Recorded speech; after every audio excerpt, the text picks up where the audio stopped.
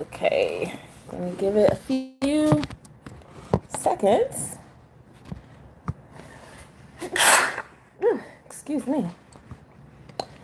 Give it a minute or so to see if anybody's going to join the live. I'm not sure. It is 2 p.m. on a Thursday. And I don't know why all of a sudden I have to sneeze so much. So I know a lot of people are at work. But I wanted to go live and do this bump date. So if people are too busy to watch live, you guys can just check out the replay. Hey, Tamika. So good. Tamika TTC is on. It's much easier to do these if there's somebody watching. You don't feel like you're talking to yourself. So today I am 36 weeks and 6 days pregnant. I'll turn 37 weeks tomorrow. 37 weeks is technically considered full term, at least with my practice. And there's a good chance that I'm going to be induced possibly tomorrow. But if not tomorrow, I do have an induction date, so I'll get into that in a little bit. But yeah, this could possibly be my last bump date. So, like I said, it's a Thursday. It's 2 p.m. And I am on maternity leave. So that's like the best thing that's happened since my last video, which you guys saw. I was headed over to labor and delivery. I was upset. Everything worked out. They let me go. But since then, actually, I'm trying to remember. I don't even remember if I was. Yeah, I was not on maternity leave yet when that happened. But yes, I'm on maternity leave. Actually, today makes my first full week of being on maternity leave. Yes, Tamika says yes with maternity leave. So that has been very nice to not be thinking about work and actually getting things done. So I actually texted my cousin last night and I said, oh, I got my car maintenance done. I've been driving around all winter with what I believe was a nail in my tire because the air wouldn't stay in, and I would just every couple weeks refill it, which is very uncomfortable when you're pregnant, like bending over, and especially as the belly got bigger. But I just didn't have time to go and take care of that because I was working, and anytime I wasn't working, if I was taking off, it was for doctor's appointments. And I felt like I couldn't waste, too much time. So finally got my car maintenance done. I started got my oil change and all that. They replaced my tire. I got my house all clean, so it actually is not a mess like it normally is. Though my table looks cluttered right now because I'm going to try to show you guys what's in my hospital bags because I need to somewhat sort of repack them.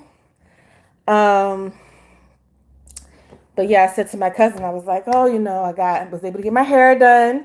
You see, I got some pink in here for baby girl. If you guys remember when I had baby Joy Chaser, I had blue added in my hair.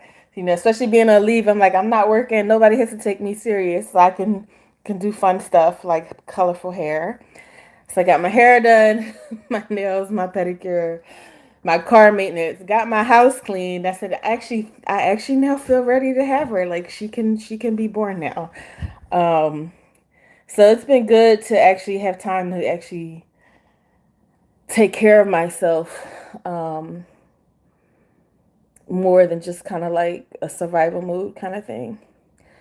Tamika says, she says, child, I got a nail in my tire now. I'm not losing pressure, so it may be superficial. Yeah, mine wouldn't lose pressure all the time, but when the temperature would change, like if it would get cold all of a sudden, it would be showing up as below, the pressure. So, so I was definitely having to feel it every few weeks, but But it never felt dangerous. So I didn't feel like I was putting myself in harm's way. But it was definitely like, I have to get this taken care of kind of thing, and just had no time. So being on maternity leave has been great. Um, I wish I could say I have not been thinking about work, but when you're like I don't know, a type A personality, it's hard to not think about things. But I have not reached out. I have not texted my boss, anything like that. Only thing I did was I made sure I send, excuse me, because we still have been working from home. Um, I send birthday cards to my employees, because if when we were in the office, we would, maybe chip in and get a cake, or we would acknowledge people on their birthdays. So I did remember, make sure I sent, a birthday card to my one employee whose birthday was this week, even though I wasn't working. So that's like, make sure I do that kind of thing. But it has been good to not be at work. Um, then I got to go to Baby Joy Chaser's daycare yesterday. They had a family event to paint rocks, which we were supposed to help them. He would not let me help him with his rock at all. He painted it one color orange. So he would not let me help with the orange. He wouldn't let me paint on the paper. But I think he was happy I was there. It was only me and one other mom that was there. So I was happy I was able to show up. I didn't have to be stressed about missing work to do it. So it was nice. But yes, I've been on maternity leave. So you guys know my due date is July 1, and I had originally planned to work up until, so before, let's say way back at the beginning of the pregnancy, I planned to work till the day before I went into labor, which is almost what I did with Baby Joy Chaser. I got induced with him at 39 weeks and 2 days. That was a Tuesday. I worked till that previous Friday. When they told me that week that I'd be getting induced the next Tuesday, I told my boss, okay, well, Friday will be my last day. So I had planned to do something like that. But this pregnancy has been harder, way harder. Somebody had asked me on Instagram, and I don't remember who it was. Sorry. How was this pregnancy compared to Baby Joy Chasers? It has been harder. And honestly, it's probably been harder because I'm already a mom. So, like, when I was pregnant with him, when I got home from work, I could just lay around and I could rest and I could fall asleep if I fell asleep in the middle of the day on the weekend, and just wake up when I woke up, and I didn't have to like do stuff. Being pregnant while you have a child who is still very needy. Now, granted, he is 4 now, and he is very independent in a lot of ways. So he can go to the potty by himself. I can say go to the refrigerator and get such a thing out of it. He can do that. But he's just 4, a brand new 4-year-old as of April. So he still needs like a lot of hands on. He cannot be unsupervised. He needs me to at least be helping him or directing him in getting dressed. Even though he can go to potty by himself, I got to make sure he's not around in there, that he comes out timely, that he turned the water off. So there's no like extra resting and laying around. And so it has been a lot harder as I've gotten toward the end. So plus I would say I'm a little older. And I really don't know how much of a factor that is compared to just having to be active, taking care of one child while you're trying to grow another. But I have had one additional complication with this pregnancy that I didn't have with Baby Joy Chasers. So Baby Joy Chasers, I was overweight. I'm still overweight. I was advanced maternal age then. I'm still advanced maternal age now, even more so. I had the gestational diabetes with him. I had it this go around. Now, this time I needed insulin way earlier. With him, I didn't need insulin to the last couple of weeks, and it was a very mild, or not mild, it was a very low dose. This time, they did diagnose me with it earlier because of the history. Um, but even still, I think I was 20 something weeks when I was already put on insulin. I don't remember now. I'll have to go back and look at my videos. But they've had to increase it a few times, and I'm on two forms of insulin now, a long acting one that I take at night, and then a slow acting one or fast acting one that I take at dinner. And they've had to increase both of those. So I guess the pancreas for this, not the pancreas, the placenta for this baby definitely maybe struggled a little bit more in terms of the insulin versus the first time around. So that's different. And a little harder because it is upsetting. You're having to do your blood sugar several times a day, and then when you get the high readings, feel like you're failing. That's just a hard emotional toll. Even though logically, it's one thing to know something logically, it's another to like how you feel. And logically, you're not feeling a baby, and nobody's perfect, and you really don't have to be perfect for things to go well. But it's a whole nother thing about how you feel. So that's been rough. And then this time, I end up with the gestational hypertension. I have never ever had any blood pressure issues my whole life. And I've been overweight since puberty. So, but blood pressure was just not something that I had to worry about. It was always been on the low side of normal when I was a kid, or I guess like a teenager and a young adult. And then as I got a little older, it was just within the normal range, but nothing to be concerned about. And it has been an issue the last few weeks. So I think I told you guys, when they first told me it was high, how they freaked me out, talking about all the potential things that could go wrong. And luckily, so far, it just seems to be gestational hypertension. Like, it's not developed in the preeclampsia. It's not that HELP syndrome. So gestational hypertension is the diagnosis. Now, I would say initially it was only high when I went to see the OB. And high is like over 140. And over 160, that's when they want me to call them. So I think some of that is just the anxiety from going to the OB, because they've made me feel so anxious this pregnancy. I feel like my anxiety has been worse this pregnancy, these last few weeks, because of like the gestational hypertension and them trying to monitor it. And I feel like I'm getting good care. Like, I feel like they're trying to make sure they don't miss anything. But in doing that, if you're a person who's prone to anxiety, you can't like shake the feeling that something is wrong. So my doctor's appointments have, whereas in the beginning they would leave me feeling reassured that, okay, the baby's doing well, everything's fine. Toward the end, they've made me feel anxious, even though every time the baby's been okay. So this pregnancy, has definitely been harder. And I've definitely felt like I don't want to do this again. I don't want to be pregnant again. This is not fun from just an emotional perspective.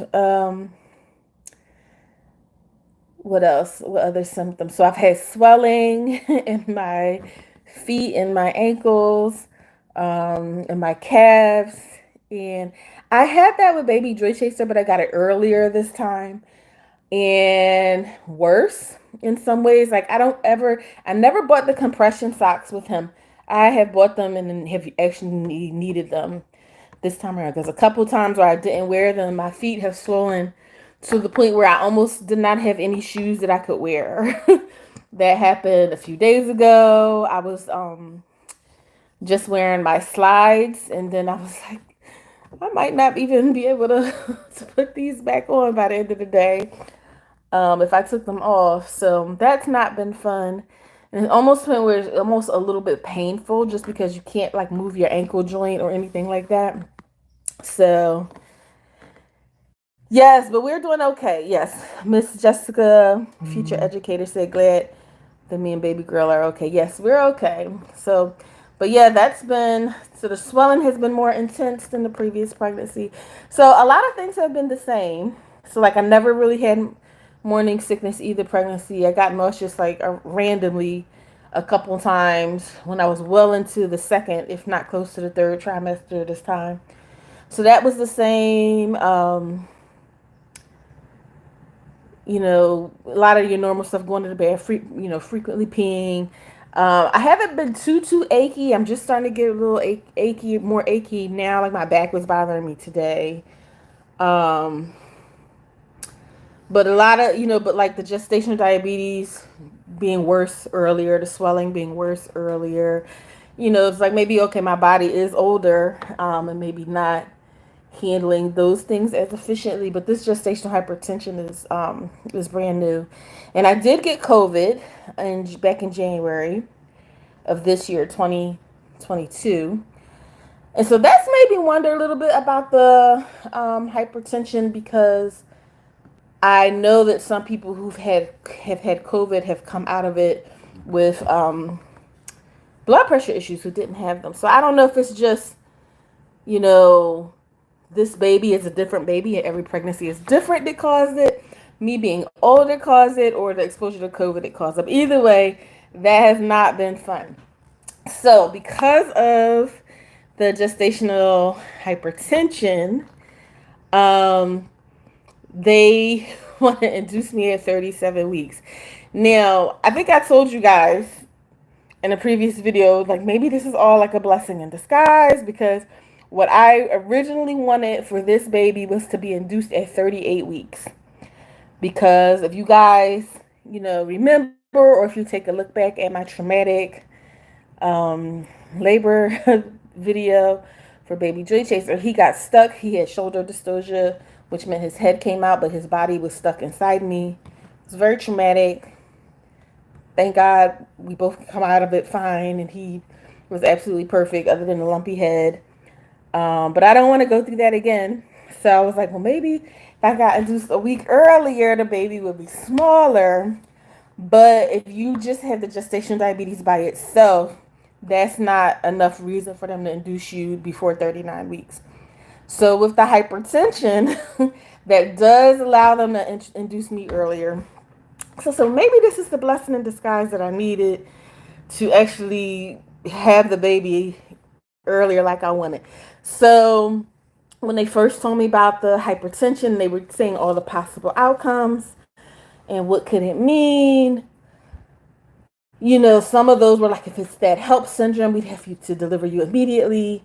And at that time, I think I was 31 weeks, 32 weeks. And then they were like, if it's preeclampsia, we have to deliver you at 34 weeks. But if it's just gestational hypertension, we can wait till 37 when you're technically full term. So far, it's just been a gestational hypertension. I've done blood work now 3 times, and all that's been normal. So they gave me an induction date of next week of June 15th. So that's the actual date that's in my chart for induction. So, but the reason why I say this is probably my last bump date is every time I go, well, let me rephrase. My blood pressure has been creeping up the last couple weeks, even when I've not been going to the OB. Now, it's not been in like the 140s normally, but when I've gone to the OB, last Friday, it was 140 over something. And then today, I went for my biophysical profile, which I'll talk to you guys about that in a few minutes. And it was 145 over 78. That's like the highest that it's been ever. Well, not ever, because I did see like one reading of 160 something, but that was like when they first told me about everything and I was crying and stuff. So I think I had just worked myself up. But this was the highest that has been in the office today. So they almost didn't let me go today. So when I went Friday for my regular weekly appointment, they she was like, if it's high next Friday, then we're probably just going to induce you that day because you'll be 37 weeks that day and there for full term. So, um, which when I first heard it, I was kind of upset. But then I was looking at my calendar and my appointments in the afternoon. My nephew's graduation is in the morning tomorrow. And baby Joy Chaser is going to be staying with my brother and his family, the parents of my nephew. So I really didn't want to interrupt their, they're celebrating my nephew's graduation. It's high school graduation. It's a big deal. Um, so I didn't want them to have divided attention with, looking after my son. So, but the fact that my appointment's in the afternoon, I'm like, oh, good. So I'll be able to take him to daycare like normal, and it shouldn't interfere with whatever else they're doing. So that made me feel better about it. And I'm like, okay, well, maybe this could be the blessing. Again, another blessing in disguise. Because if I get induced tomorrow on Friday, I'm hoping it to go faster than last time. It took 2 days to I was in labor for 2 days, I'll say, with baby Joy Chaser. So I'm hoping just one day this time might be good, or even less. So if I get induced tomorrow, maybe baby girl can be here on Saturday and I can be coming back home like Monday or Tuesday if there's no issues. So again, I'm just trying to remain positive, though it's been very hard. Emotionally, the last few weeks have been really, really rough. I've cried a lot. I have not slept because of feeling anxious quite a few times, and it has just been rough. So I have my notes to the side. Let me show y'all this paper. It's funny. This is I got from baby Joy Chaser's daycare. I don't know why they did this. They had these printouts and then they made like a paper doll of him. I don't know what their project was, but then they gave me all these extras. So I just ended up writing my notes on the back. And I'm like, this is cute, but I don't know what I'm going to do with these little printouts. But anyway. So before I tell y'all about the biophysical profile, because I don't know if any of y'all have ever heard of that. I never heard of that until this pregnancy, a biophysical profile. But let me see. So my 36-week symptoms, I think I covered them all. The swollen feet, a little bit more achy. So one thing I have not really had that I had last time was last pregnancy, I had that round ligament pain where every time I took a step, it hurt in my pelvis. And that didn't go away for 2 years until after he was born. Yeah, just over 2 years, maybe like 26 months. Like it would still happen sometimes, like if I was on my feet a lot or if I worked out real hard. And my doctor said, it could take a woman's body 2 years to recover from a pregnancy. And it was just after 2 years that finally went away. So I'm glad that has not come back with this pregnancy. But I have had more sinus issues with this pregnancy. Sometimes when I go to bed, all of a sudden the nose is stuffed up, or I feel like it almost sounds like I'm wheezing, but I can tell that the noise is not from my chest, that it's from my sinuses. Like, I don't know if they're swollen. My whole body, I think, is a little bit swollen. I had to stop wearing my rings because my hands are a little swollen, not as bad as the feet. And sometime in the morning, I feel like my face looks a little funny. I'm like, okay, is my face swollen? I definitely think it's a little puffier. So I think my sinuses have been swollen too, with the like fluids. So that's been annoying too, because if I'm not feeling anxious and feeling good about sleeping, then suddenly I can't breathe well. And I have to like take a Benadryl or like a Claritin to help kind of open things up.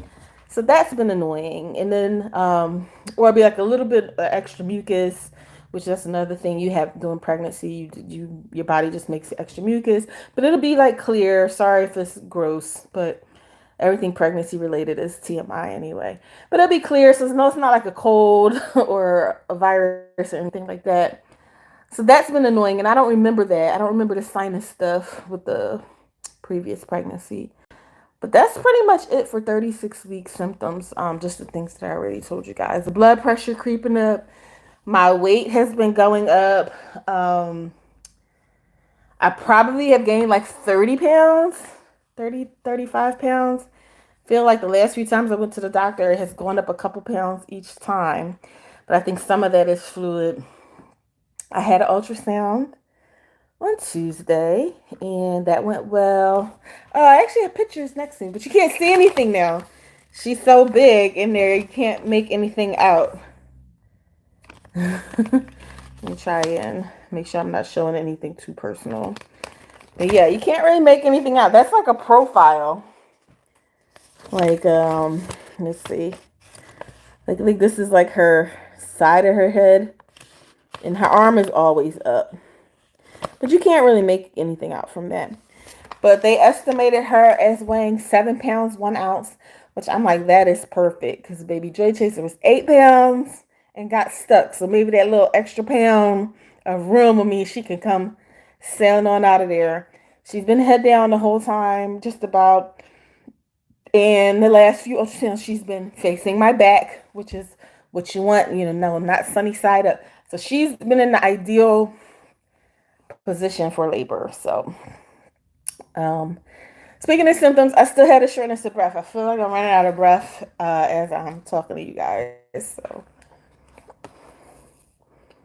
go ahead and you guys can drop your questions and thoughts and stuff in the chat as I go. Trying to get my straw out of here. So my cravings are still the same. I'm still been very much enjoying lemonade, though I stopped getting so much of the Chick-fil-A lemonade, diet lemonade, because I realized when I would go there, I would get like a whole meal. But I did start getting, this is not coming out, hold on. Sorry. I did start going to Wawa. When Wawa is like a gas station, like a nice gas station convenience store we have in Pennsylvania, Philly area, and I think they're as far south as at least Maryland, along like the I-95 corridor.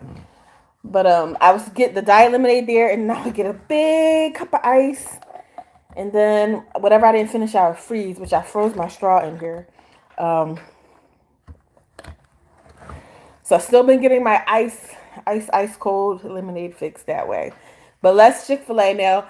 That diet lemonade at Wawa is not as good as the Chick-fil-A, but it's cheaper, and then I don't end up getting the whole fast food meal. So, but that's really been my only real craving, I think.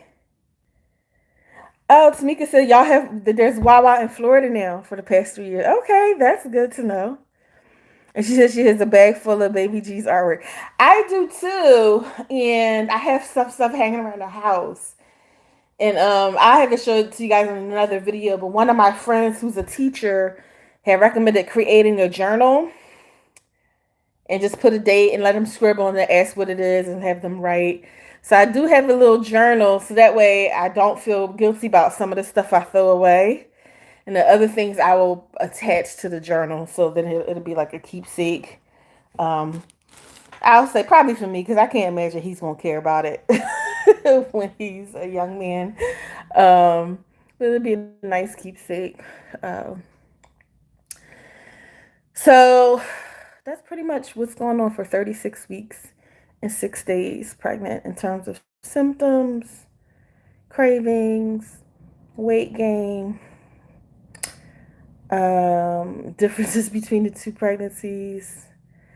Let's see. Since we last talked, I'll say since the last live, the low point was definitely the video that I showed you guys where they sent me over to labor and delivery after my non-stress test. That I was really upset and trying to not cry when they sent me over. Um, the high point is I posted in here on YouTube and in my social media, just a post, not a video. I did go back and redo the 4D ultrasound. I actually got a picture. This ultrasound tech took a little more time, and I had remembered to eat right beforehand. Last time I had eaten, but I was so worried about the timing for the blood sugar check that I forgot that I needed to eat near the time of the ultrasound. So, but this time I remember to eat right before and time that better. So she actually, was able, she still had her head turned mostly. And she still had her arm up. Her arm has always been up in every ultrasound picture from the beginning. But they were actually able to finally get a decent enough picture. You can see most of her face. And I posted in here side by side comparison with the 4D ultrasound of baby Joy Chaser, and they seem like they look alike. They both have like the fat cheeks and similar shaped nose, so that was nice. So that was probably the high point to actually get a glimpse of like, okay, this is what she's gonna look like, and that they probably are gonna favor each other, which makes sense. It's the same donors from the same IVF, egg retrieval, but that doesn't mean anything because I was just talking to it was one of the nurses I was talking to today, and she's going to a birthday party for a set of twins in her family who are turning 2, and they're doing a to infinity and beyond, like a Toy Story. And one little boy is Buzz Lightyear, and the other little boy is Woody, because they look nothing alike and they have totally different personalities. And one has blonde hair, blue eyes, the other has dark brown hair, brown eyes, and they're twins. So there, you just don't know. That doesn't mean that the kids always look alike just because they're, full siblings. But it was nice to see the 4D ultrasound and to see some resemblance. So I'm hoping she'll look like, Big Brother. And people used to think he was a girl a lot when he was smaller. So that was definitely the high point since we last chatted. Uh, Miss Jessica, future educator, says her mom still has artwork items and things from like pre-K and kindergarten.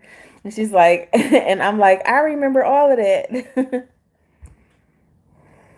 So she's asking, so Miss Jessica, future educator, is asking, so the induction is 6:10 or 6:15. And then she says her friend's blood pressure started doing the same thing that mine is doing around 32 weeks and started to creep up. And she was induced at 37 and 5 with both her daughters. Um, so the 15th is what's on the book. Now, based off of how things were going and how things went today, I am expecting to be induced tomorrow on the 10th. Because I cannot imagine that my body is suddenly going to be like, we're going to have a normal blood pressure tomorrow. um, so I'm expecting it to be tomorrow. That being said, God has the final say. God decides, when we get our BFP, when we're on the road for, to become moms, if you dealt with infertility and whatnot. And God decides when these babies are going to be born. So God might be like, nope, it's not going to be tomorrow, and I could go, and my blood pressure could be completely normal, and I'll be surprised, but I will be surprised, because I thought they were going to keep me today, honestly. So speaking of today I did the biophysical profile. So I don't know. Let me know in the chat if you guys had ever even heard. Weeks I had to do non-stress tests. I just called them stress tests because I found them to be stressful, but they're called non-stress tests. And they're basically trying to see if you or your baby are in any kind or showing signs of stress or distress where they would need to intervene with the pregnancy. So for the stress test, you go in, and I should have brought them in, but I left them in the car. They strap these Velcro strips on you over your belly, and one monitors the baby's heartbeat, and the other monitors if you're having any kind of contractions. Oh, thank you. Somebody thumbs up the video. Thank you. It's like 9 or 10 of us on here, so if everybody could thumbs up the video, I appreciate it. I always forget to say stuff like that. But thank you for the thumbs up. So, they strap you on, and then they used to give you a clicker. And every time the baby would move, you would hit the clicker. And then what they're looking for, I didn't know what they were looking for before, but now I do. What they're looking for is for your baby's heart rate to go up 10 to 20 beats and stay up for maybe 10 seconds after they move. So just like, if you went up a flight of steps or something, your heart rate goes up. Or if you go from laying in your bed to getting up or walking around your house, your heart rate goes up because you are moving around. The same things should be happening with your baby in utero. When they start moving, heart rate should go up. So my little girl does not like to do that. Well, that's what I thought. Okay. Now, this little girl, like I said, she's been head down the whole time. She has been very, very low in my pelvis. So I felt like it took a while for me to look obviously pregnant because she's so low in my pelvis. And I'm already, a plus size girl, and, the hips don't lie, right? I always had a lot of hips. So her being low in my pelvis didn't really show up as like a baby bump. So the downside of that is, and maybe I shouldn't have said anything, when I first went for the first non-stress test, and there's this lovely lady that all she does is perform the stress test.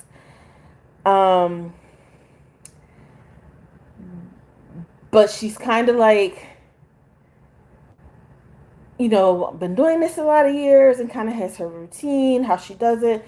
And so she's like, oh, well, where do we usually find a baby? And I was like, well, she's very low. So, and then I, being plus size woman, have like the fupa, right? So they would have to kind of go under that to get to her for the heart rate. And it would take her a while to like find the heart rate and get me strapped in. And then like, because of my already having a tummy, it would be like in this awkward position where they would have to like put all these like extra straps on me to hold the monitor there. And I felt like I would eat before I went. I would bring something cold to drink.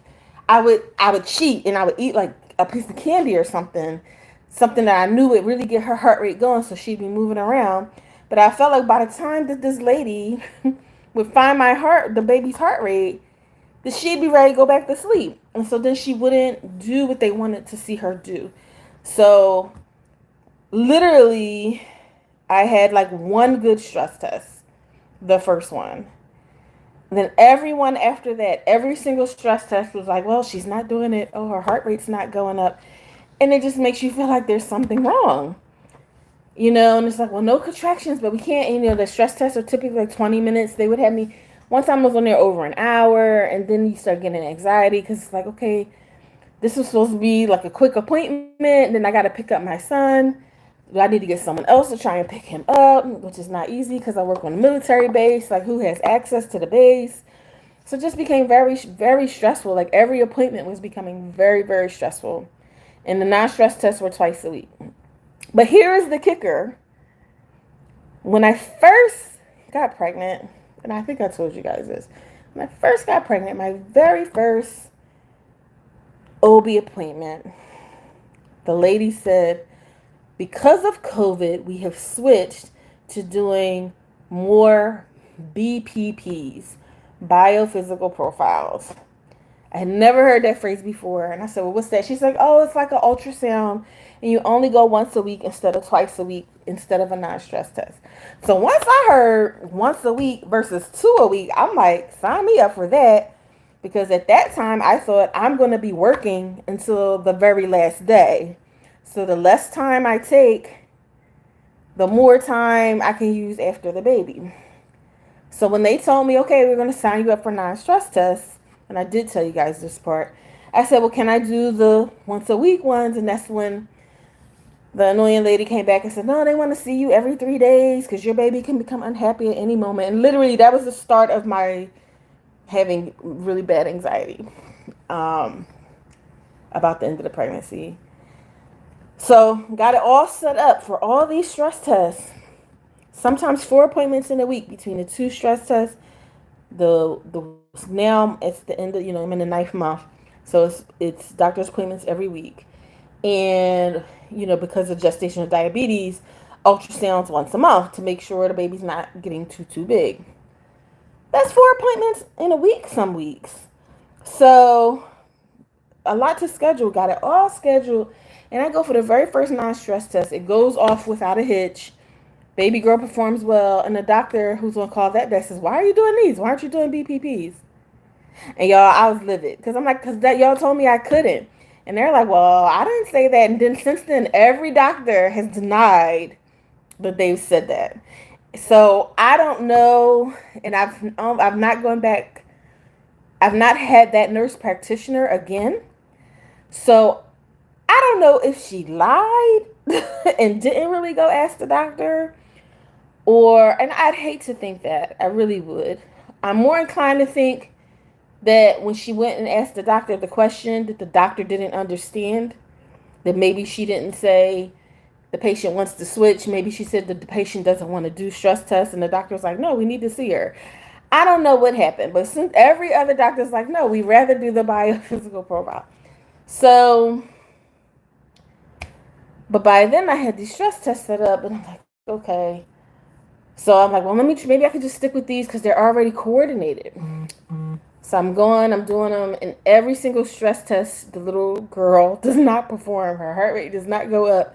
Every single time it takes this lady forever to find the heartbeat.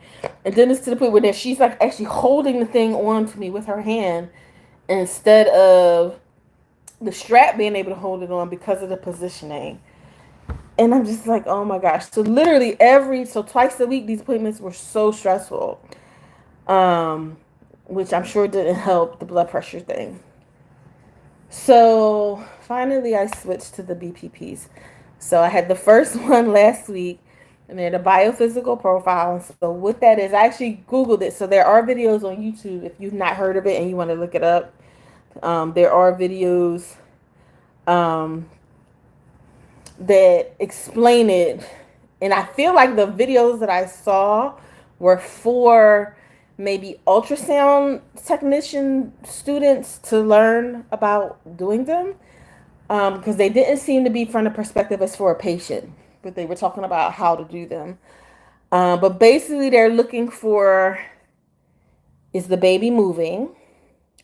Then they want to see 3 like really intentional movements that I forgot what they call tone. Those are called tone. So that's like stretching out an arm, kicking a foot, moving a big movement of the body. So they want to see tone and the general movements that don't have to be big. They want to see practice breathing, because babies do that when they get toward the end. They start breathing in the amniotic fluid, preparing their lungs. And then they want to measure the amount of fluid that you have. And then they also do a non-stress test, which I didn't know. I thought it was just the ultrasound.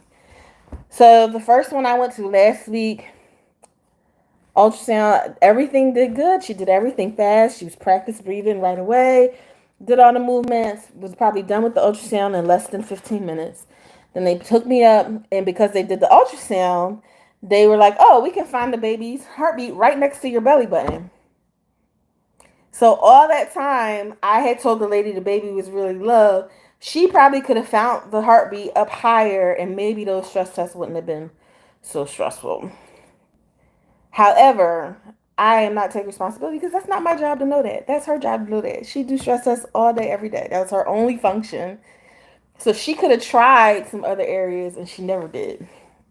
But anyway, so they did the stress test, and it was almost the same thing. Like, she wasn't moving around because by then we had done the ultrasound. But then they had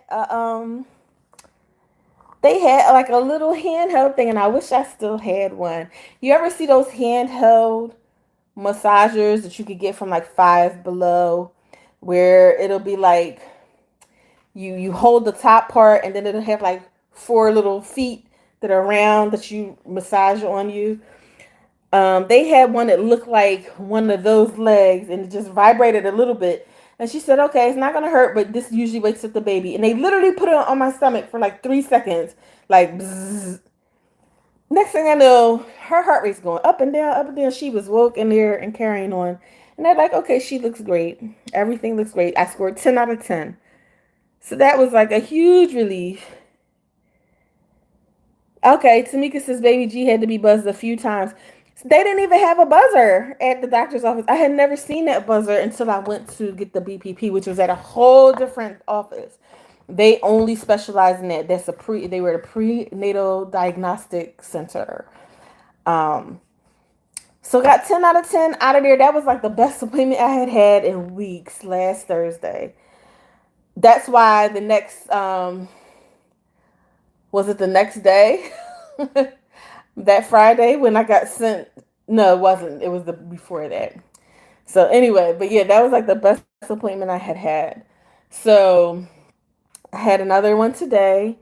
Today wasn't quite as good as last week, but she still scored 10 out of 10. But today, my blood pressure was high. I told you it was the 145 over 75. And so they were like, okay, well, you can't leave yet. We have to call the doctor and see what they say. So I really thought they were going to admit me today. And I was like, please not today. Like, let's just admit me and let's just do this tomorrow. Because tonight, like, I want to make a couple changes to what's in my bags, which I'll show you guys. Even though hopefully you guys don't mind this live is kind of long, but um, I want to tweak a couple things, and then I needed to get graduation card for my nephew, and just a couple of last minute to get my car cleaned. So it was just like not today, but I did take everything with me this morning because I was like, I know this is a real possibility that I could get kept. So, but I didn't get kept today. But yeah, but the biophysical profiles, like I wish they would have let me do them from the beginning because then I feel like the whole rest of this pregnancy wouldn't have been as stressful because when you go twice a week and twice a week, they're like, well, you can go, everything's okay, but she's not doing what we want. It just leaves something in the back of your mind. They're like, well, is something wrong? Is something wrong? Like she's not doing what y'all want, so it's something wrong. Like, it's not imminent danger. So she's still better in than out, but it's not reassuring. And I think any parent, anybody's pregnant or your partner's pregnant, you want to come away from your appointments feeling reassured until the next time that everything is okay. Especially if it was a long road to getting pregnant or if you've had loss in the past, pregnancy losses, you need that reassurance. And so to not get it has been really, really rough the last few weeks. So a couple people have asked me, like, how do I feel about potentially being induced on the 15th or even tomorrow? And at this point, I'm okay with it because the constant threat of being put in the hospital unexpectedly is just too much. It's too much. I like to plan things. I like to prepare. This has already given me a taste of like what it is to parent more than one kid because like, yeah, I want to do the best for this baby. But like, I need to know where my baby is. Like, you want me to just go to the hospital and I don't know who's going to pick up my son up? Like, how? That's not going to happen. And like getting all that arranged has been a whole ordeal in itself because I work for the military. And like, I joked with my boss. I said, you would think we had the nuclear codes up here in Philadelphia with how difficult it was to get my brother and my sister-in-law access to the base to be able to drive one just to go to the daycare. Like it just got fixed last week and I had been working on it since March and they kept rejecting. And when they would try to do the background check, oh, this isn't filled out properly. oh, this document is wrong here. Like it was crazy. So a lot of stress, so like, up until knowing that they could easily just go and get him, it's like I can't just go to the hospital to see about this baby without make sure that baby is okay. And then it's like, but then is that hurting this baby? So definitely give you a taste of like how it could be stressful parenting too. Um, and knowing what's best for both. But yeah, so all of that, like I am between that and like the swelling and just being tired. So by the end of the night, like I am tired. And so me and baby Joy Chaser, we've had a few rough evenings where, he's not been wanting to do what mommy says, which is perfectly normal for his age and development. And mommy being very short tempered, and low bandwidth. Um, so yeah, I'm definitely reaching the point where like I'd rather not be pregnant anymore. And 37 weeks is full term, and I'm tired of finger pricks and blood sugar checks. I'm tired of checking my blood pressure and being anxious about it. I'm tired of doctor's appointments that make me feel like I might not go home every time you go. Um, so I'm okay with it. And now that I know my appointment's in the afternoon and the graduation is in the morning tomorrow, I'm 100% okay with them inducing me tomorrow. Matter of fact, I kind of hope they do so that this can be done and she can be on the outside and we can start getting to know each other and into our new normal and all that good stuff and kind of leave, I know it's not going to be easy because I know what it is to have a newborn and I know what it is to have some postpartum blues. And I think I had postpartum anxiety last time, though I didn't know that that was a thing. So, I know that I'm not going from stress to like smooth sailing, but like I'm ready for her to be out where I'm not worried, like, whenever I get preoccupied, I'm like, oh my gosh, is she moving? Did she move? Is she moving enough? It's just, I'm just ready to be done with stressing over the health of the pregnancy. So I am okay with being induced tomorrow. And I hope that this is the last bump date. If it's not, the next one will be like still pregnant. But either way, I'm scheduled for induction on the 15th. So yes, keep me in prayers about all of that. I'm just looking at you guys' comments. Miss Jessica, future educator, said, I pray peace and healing over you and baby girl. Yes, please keep those prayers coming. Y'all know I am a praying woman, so I appreciate it. So she says that's a lot, definitely a lot of stress. Yes, that's insane. Then you're talking about how long it took me to get the base access. That was insane. Her brother, this is Miss Jessica, future educator. Her brother was 22 months when she was born, and he was a loose cannon. But you seen baby Joy Chaser being a big bro to his baby sis is gonna make it all normal. Who make it all worth it. I have thoughts about that. Yeah, that I say in a minute. And then Tamika says everything will go well. That's what she says. That's what I'm putting into the universe for me. Yes, I appreciate it, and I think things will go well. I rely heavily on my faith. I don't think God brought us this far along for things to go south. So I'm gonna show you guys what I got for baby Joy Chaser. So he is very nervous. I think I mentioned that before. I can tell he's nervous, and it's tricky because on the one hand, I'm trying to prepare him, but on the other hand, I don't want to talk about it too much because I know what it is to be anxious, and so I don't want to make him feel anxiety before he needs to. So, for example, when they sent me to labor and delivery that week, my sister-in-law had just got the base access, so she went and got him from school, and he almost didn't go with her. He was not trying to leave. They had to like coax him, like that he was happy to see her. At first, he was like, Auntie Jay, and then he was like, wait a minute, like what you doing here? And they were like, come on, you gotta go. You know her, that's your aunt. Because I did like email them to let them know. So I think that scared him. So it's tricky. So I'm trying to talk to him about the baby coming and what's going to happen, but I'm trying to not overdo it because he kind of has just been shutting down. But it's funny because even when he appears like he's shutting down, he's still listening because I told him what I think the baby's name is going to be. And he told one of the teachers. And when I told him, I didn't think he was listening, which is why I said it, because he was like acting like he was ignoring me. And then the teacher was like, oh, he told me. And I was just like, well, I cannot confirm or deny. But he said the right name. So I was like, okay, so he is listening, even when he's appearing like he's not.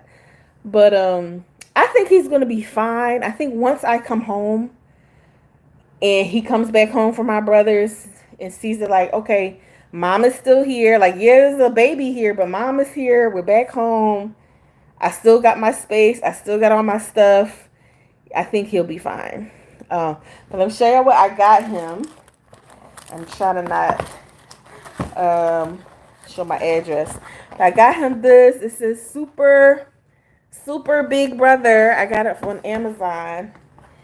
And I got him a gift. I got him some shower crayons that you can write on your tub and stuff, because he's always trying to like draw on the glass, and that'll be like his gift from the baby.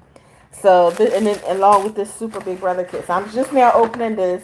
So I'll show y'all what it all came with. But I thought it was cute on Amazon, and I'm gonna put it in a big box with a bow. So my thought process is when I get home from the hospital and then they bring him home, it'll be like, here's your sister and here's your gift from your sister. So it comes with its own cup.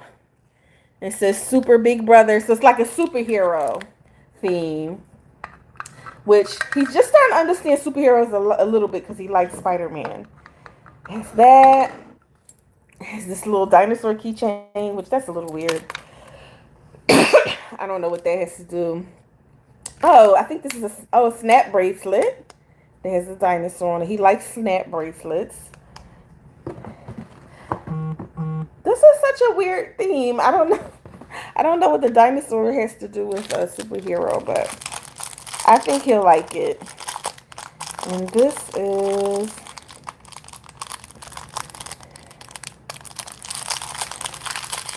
Let's see, my phone is buzzing. I hope nobody's like texting me.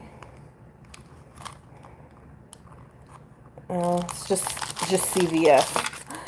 So it comes with like a medal. This is Super Big Brother that he can wear.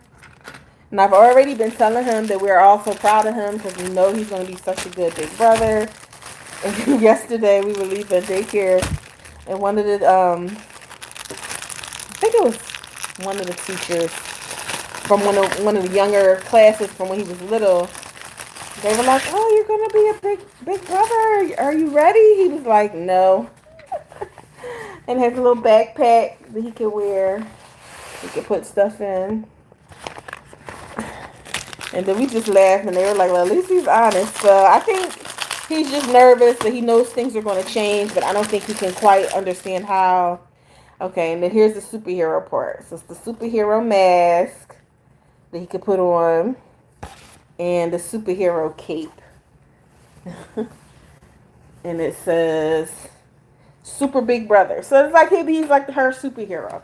So I think he'll like that, and he'll be excited about it. And I got a box from Target that I put a big bow on, and it'll have this stuff in there along with the shower or tub crayons. So that's what I got. That came from Amazon today. So I think that'll make it kind of fun and exciting for him, in addition to just the excitement of there being a baby. Like he's, like we're not forgetting about him already. Miss Jessica says, "Oh, that's adorable. They didn't have things like that in the 90s when she came along." Girl, you came along in the 90s. I came along in the 80s. um, so I think he's gonna be fine. I think he's gonna be just fine. I mean, I know there's gonna be some growing pains and just hurdles as we get used to like the new normal. But even like his godmom, we were texting the other day, and she was like, "Yeah, I think we're going to come by like just to visit with him sometimes, just so in case he's not getting tired of sharing." And I was like, "Yeah, that's a great idea." So, nobody's like forgetting about him or leaving him out. So I think he'll be good. Um, so that's kind of how I'm preparing him.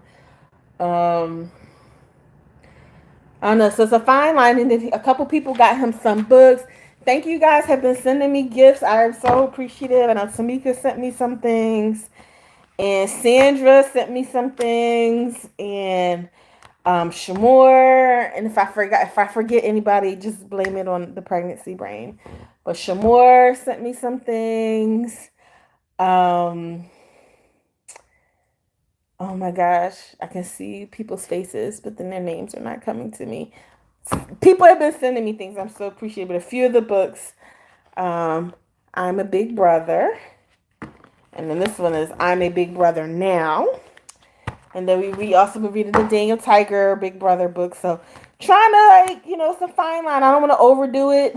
And, he's like, "Oh, I'm sick of hearing about this kid already."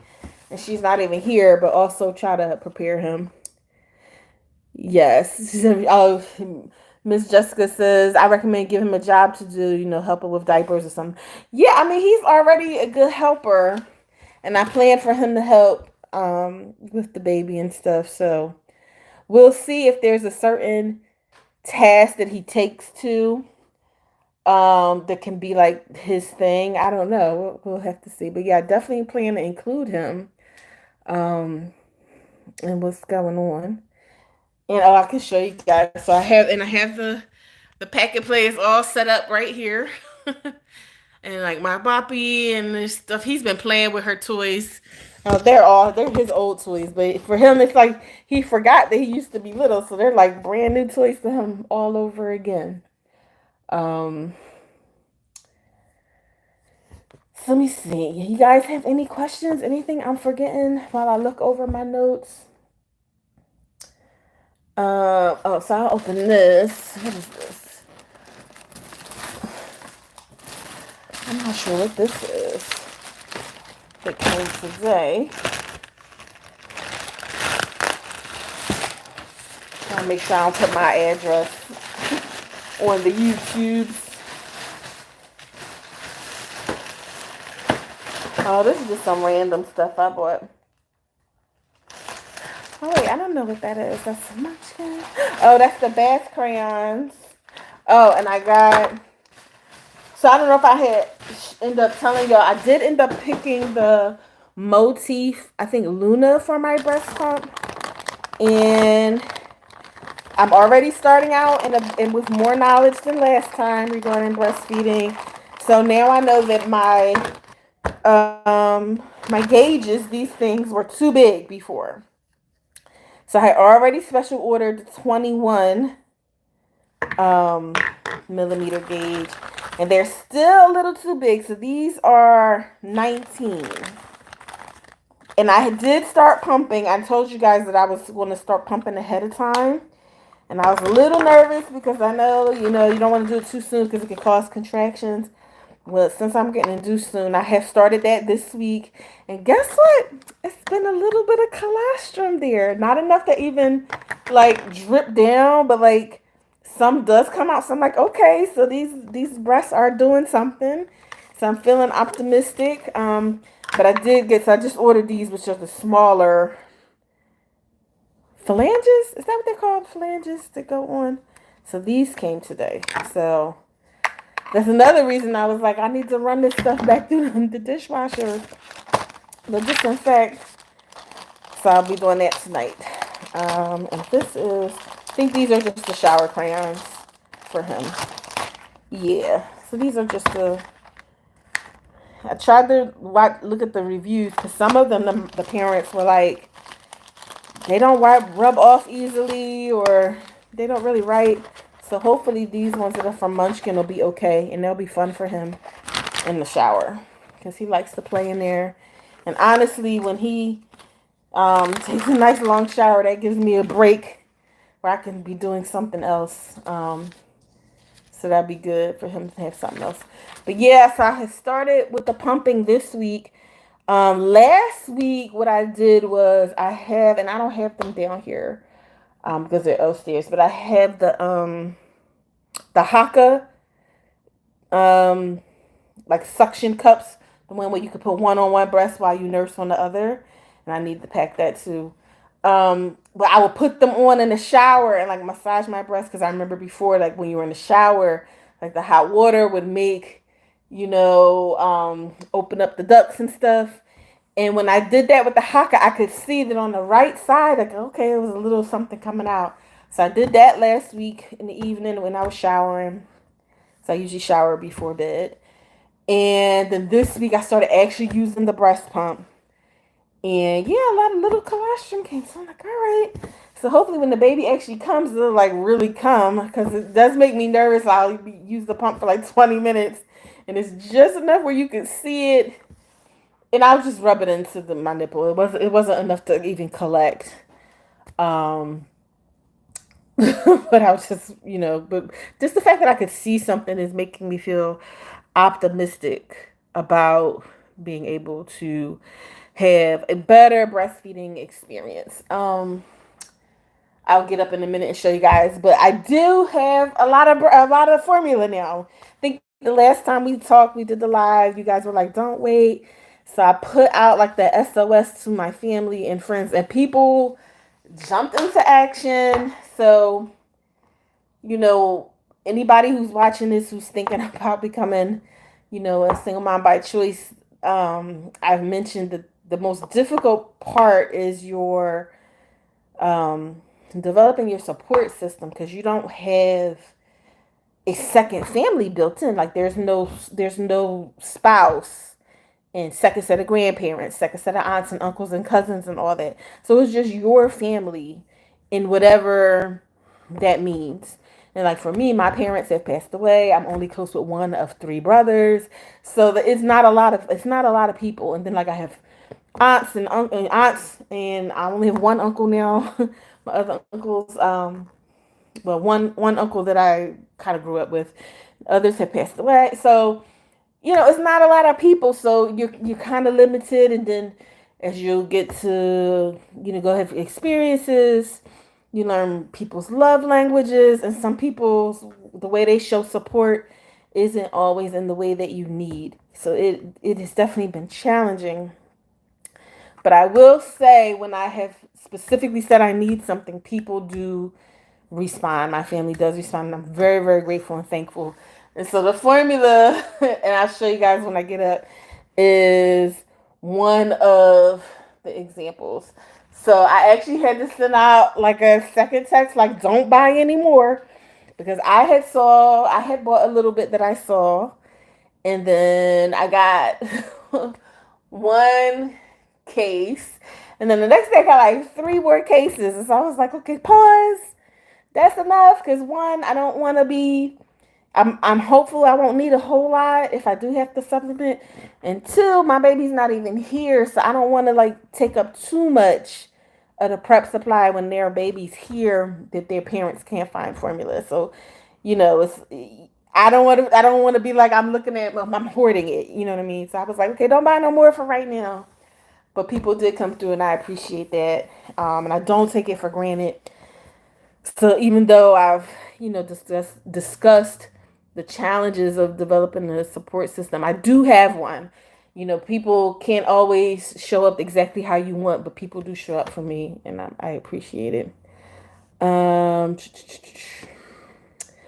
Miss Jessica says, don't forget the lactation cookies, fenugreek tea, and milk thistle to help you with your supply. Yes. So I have the tea, and I think I'm gonna order the cookies, because I know I can get them at Target. once. I probably order them for delivery like when I come home.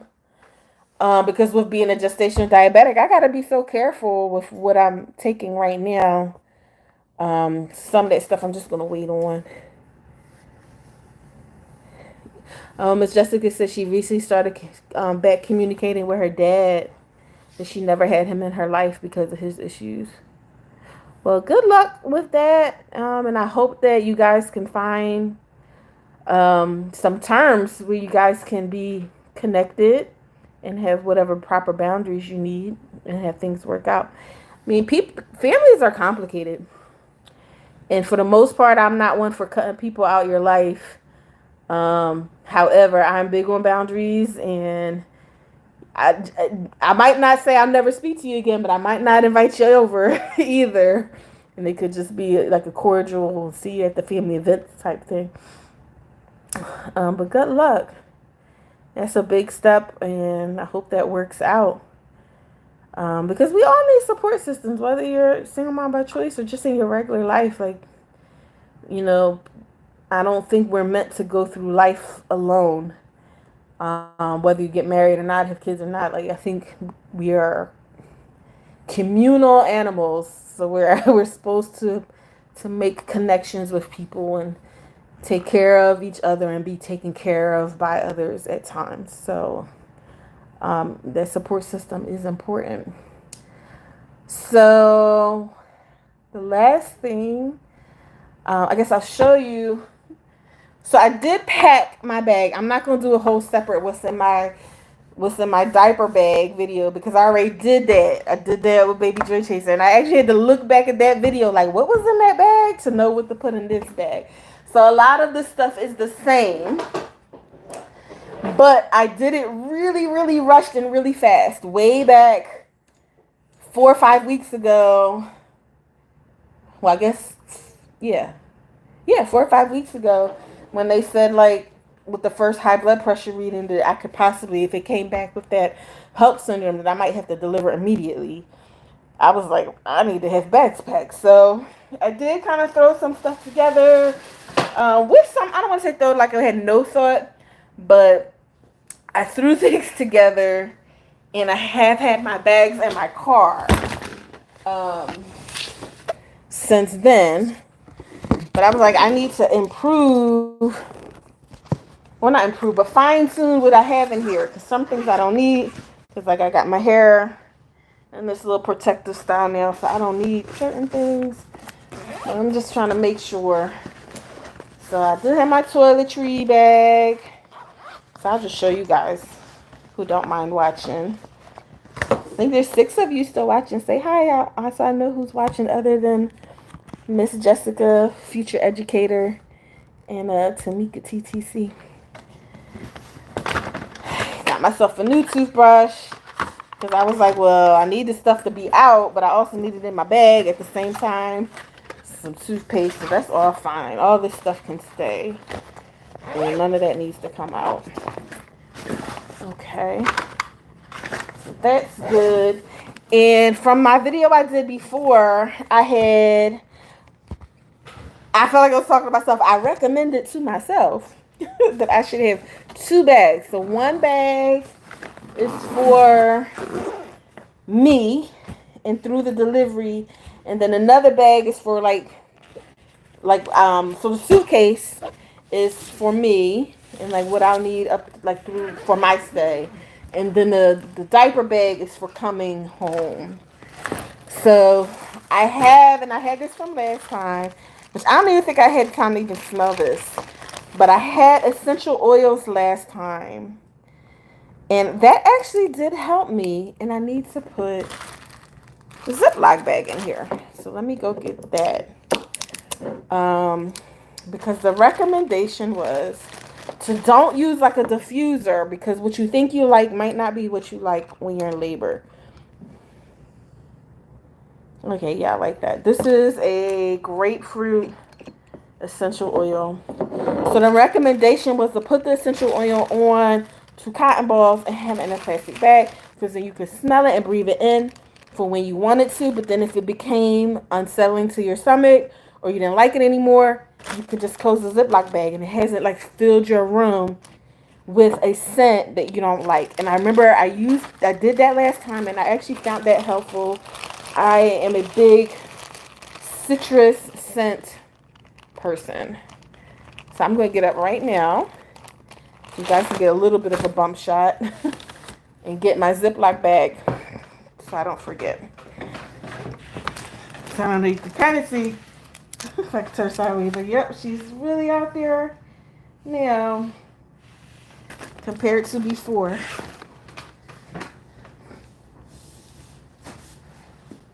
So I'll be right back, guys.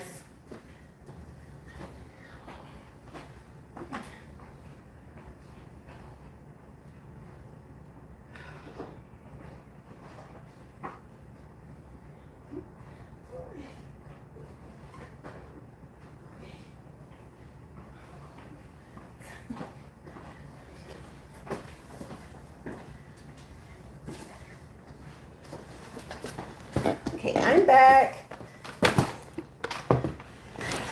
Hope y'all don't mind watching this. I hope it's not too boring. But I was like, if I do it while I'm on the live, then I'll make sure I get it done and not put it off. And then by the time I get baby Joy Chaser from school, be like, oh, I'm too tired. All right, so I'm going to separate some of these cotton balls into the Ziploc bag. I'm taking them all. And I'll take an extra Ziploc bag. By the way, so random fact about me, I hate how cotton feels. Like to touch these cotton balls is like, ugh, almost gives me like chills, like nails on chalkboard. I don't know why certain textures do that. I was a preemie by the way. I was born at 32 weeks and I weighed 4 pounds and I had to be in a NICU for 10 days, I think, something like that. So I thought about that a lot when I was 32 weeks and they were telling me about the potential HELP syndrome stuff. But I heard that preemies sometimes have sensory issues. And I was like, maybe that's why certain textures are so off-putting to me. Like I would never wear like certain types of velvet, crushed velvet stuff. Like I can't touch it. So but anyway, this is a pure goat's milk body cream. I never used it before. A friend gave it to me for Christmas. And we hadn't seen each other because of COVID. So I just got these gifts with these nice, fluffy, warm socks. You know how hospitals are cold. So I said, well, I'll take those and I'll use this cream so that I don't have to pack a separate lotion. I'm not usually allergic to a lot of stuff, so I'm not concerned about it. I have my Depends in here. I went for those. I used those last time instead of just the mesh underwear. These worked well for me. Being a plus size girl, I wasn't sure, and when I was rewatching my old video, I saw that I had did an Instagram poll way back, I guess in 2018, and asked for the plus size ladies if they liked the mesh underwear, if they preferred Depends, and people were like mixed feelings. So I just went with the Depends. I don't even remember the mesh underwear. So I think I just went with the Depends from the beginning with him. So I have those again. I have nursing bras because I am planning to bring my breast pump and pump milk. And I hope that I don't let the lactation people discourage me because they discouraged me from pumping last time. And had I known that I was not going to end up being able to make enough, I wish that I would have followed my gut instinct and pumped. Because, I mean, overproducing is not ideal, but I think I would have rather been an overproducer than an underproducer like I was last time. So I'm planning to pump. So I have nursing bras, I have underwear, and I have a maternity. Well, I'm sorry. I have a pumping bra and a nursing bra to wear home. I have my outfits to wear home, and a couple pair of underwear. Um, then let me show y'all. These are the shoes. Because I love a little sparkle, right? That I bought to be my wear home from the hospital shoe. Because last time I had swelling after delivery, which nobody warned me about, and I almost didn't fit my shoes. So I bought these, and I was like, bet these will be perfect. Literally, the day after I bought these, my feet swelled up so much that I couldn't fit these. So I went on Amazon and got these other slides, which are not as fancy. They're just some Adidas slides, but they're a size of a women's 11, which is bigger than what I normally wear. So I'm hoping if my feet swell as bad as they have been or beyond that after delivery, that I'll at least be able to wear those slides home, because I don't want to be in a position where I have no shoes to wear home. And then I have what I'm wearing home from the hospital, which I love, a red dress. So just a red dress. I'm sure it'll be wrinkled, but I don't care. It'll be comfortable. And I got this from my friend. I think I paid like $20. It still has a tag on it. It's just a Lane Bryant dress, and this is not a maternity dress, but I can fit it while being pregnant, so I should should be able to fit it wearing it home, and I should be able to keep it. And then when I wear it, when I'm not coming from the hospital, it won't be wrinkled, but it'll be fine. I'll feel good in the red. I know that. Wrinkles or no wrinkles. So that's what I'm wearing home. And the other thing, let me try and get this back in here a little nicer. I don't need to create more wrinkles, right? The other thing that I have that I did not bring last time, but I am bringing this time, is Gatorade. I'm only bringing four bottles. Because I remember from before the Gatorade, and this is the zero sugar one. I don't remember how it tastes, but I think I was okay with blue before. But I remember from before, Gatorade and Powerade were my friends in terms of helping me to be more hydrated, along with just regular water. Because hydration is key to successful breastfeeding. So that's what's in my bags for me, my stay. And then a couple other things. Sorry. And I was just adding today that I have forgotten that I need to put in here. So some hair gel. I'm already getting a little bit of fuzzies in my bonnet. So let me get those in there with my toiletry part. So I had forgotten those. So that was something that I'm just now adding that I would have been looking for later. So this, even though I have it, and then today I decided, I think I am going to take some makeup. Not a lot. Oh, you know what? I didn't see my face cream in there. So I got to look for that. But I did decide to take a little bit of makeup. I've been putting on just a little bit, because I told you guys, which I think is from the swelling, that I felt like my face has looked a little funny.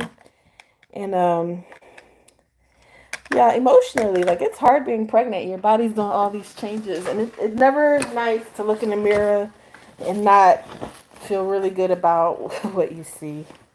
So I can take these out, comb and brush. Don't need those anymore, because I have this nice hairstyle on. And satin pillowcase. I looked on, actually I'm going to put this on right now.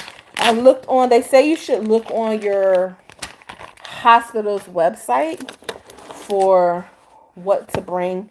And they did suggest an extra pillow with a different color pillowcase. And I use satin pillowcases because it's better for your hair.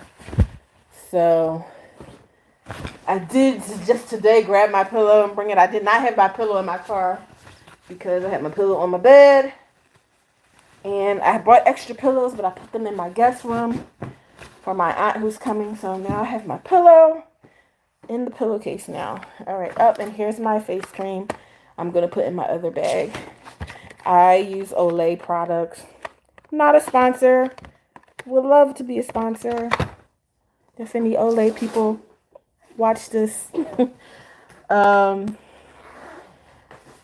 So back to makeup.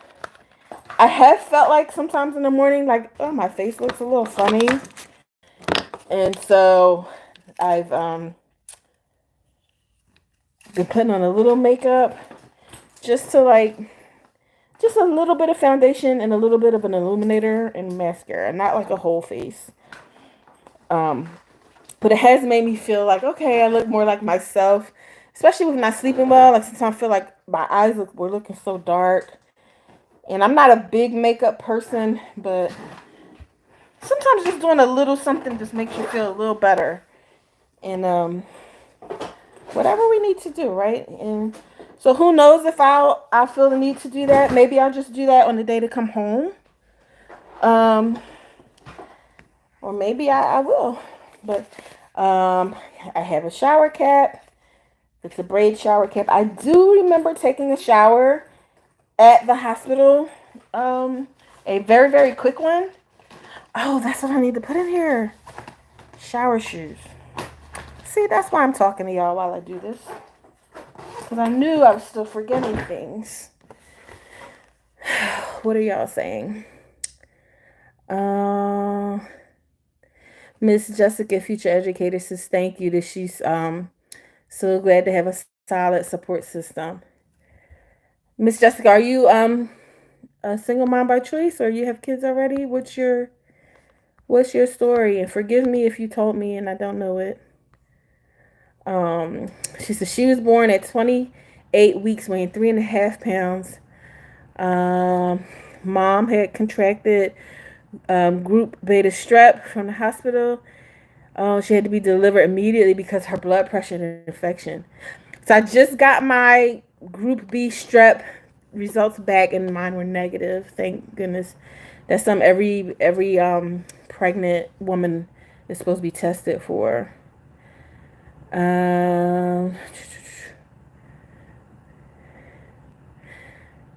She says they have these always black overnight underwear things that are supposed to hold like 5 ultra thin. You know, I saw the Always brand because when I was initially looking on, I don't know what website. It might have been Target, because I think I ended up getting these off Amazon. It depends. They didn't have my size, and then they had the Always, but I didn't have any personal testimonies about them. And so now's not the time to be trying anything new. The Depends worked, so I stick with that. But yeah, I did see those Always overnight underwear. And Miss Jessica says she currently wears a woman's 11. Yeah, so I wear a 10 normally. And normally my feet are kind of on the center side and flat. So I wasn't thinking about the swelling when I just bought the sparkly shoe. But yeah, like if you're already an 11 and your feet swell, then you need like a 12 or a 13 potentially. I remember when one of my friends was pregnant, her feet was swollen. She was able to borrow shoes from her mom. Like I think I have my one cousin and one aunt might wear a size that's an 11 or bigger. So maybe, but they're not like close, like in my house. So hopefully those size 11s will do the job for getting home from the hospital. And then Miss Jessica, future educator, says, and coconut water. I hate coconut water. I know it's so good for you. I cannot stand it, so I do not include that. But I used the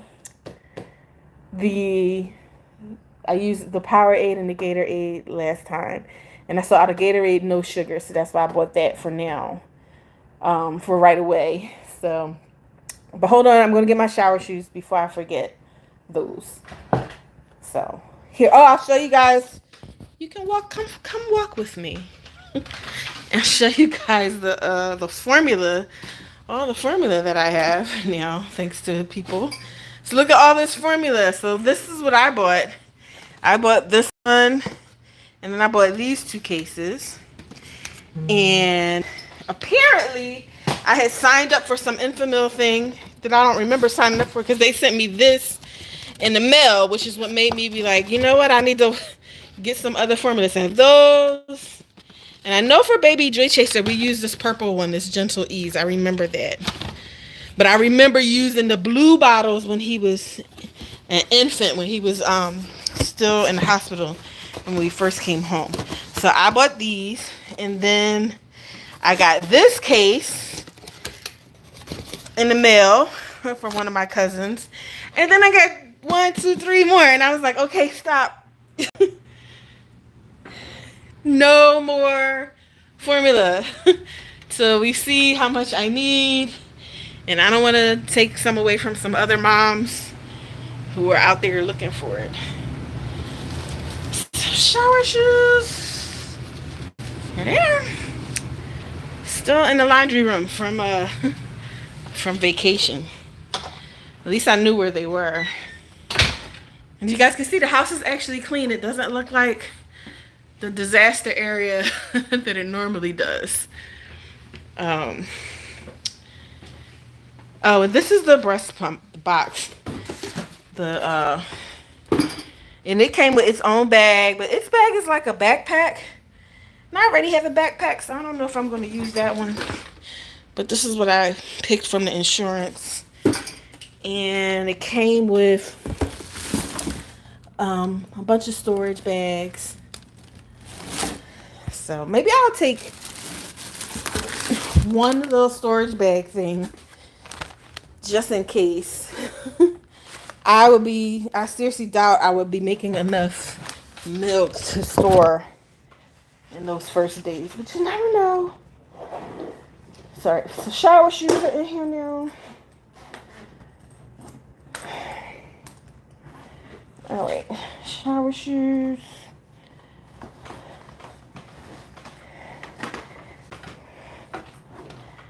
Okay. All right, so then this is the diaper bag. One of my diaper bags. So I bought this one. And then I had another one on my registry that I'll have to show you guys later on another video. But that one, it was on Amazon, and it expands into like a little travel bassinet. And I think it was Shamor was nice enough to gift me with that. So I'll have to show you guys that in action once the baby gets here. So this bag is for coming home. So I have these little booties. These are Baby Joy Chasers that I've washed. They're cute. I think they're supposed to be like little bunnies. So those booties. And this is her coming home from the hospital outfit. I'm not going to have her name on it, so I'm not going to show you the name. Let's see. How can I do this? I'll do like that. So not show the name, but it's like a little bell-bottom outfit. Is so cute and has a bow, and it came with a matching headband. So this will be her coming home with these little booties. Okay, so her outfit is in there. I got it from Etsy.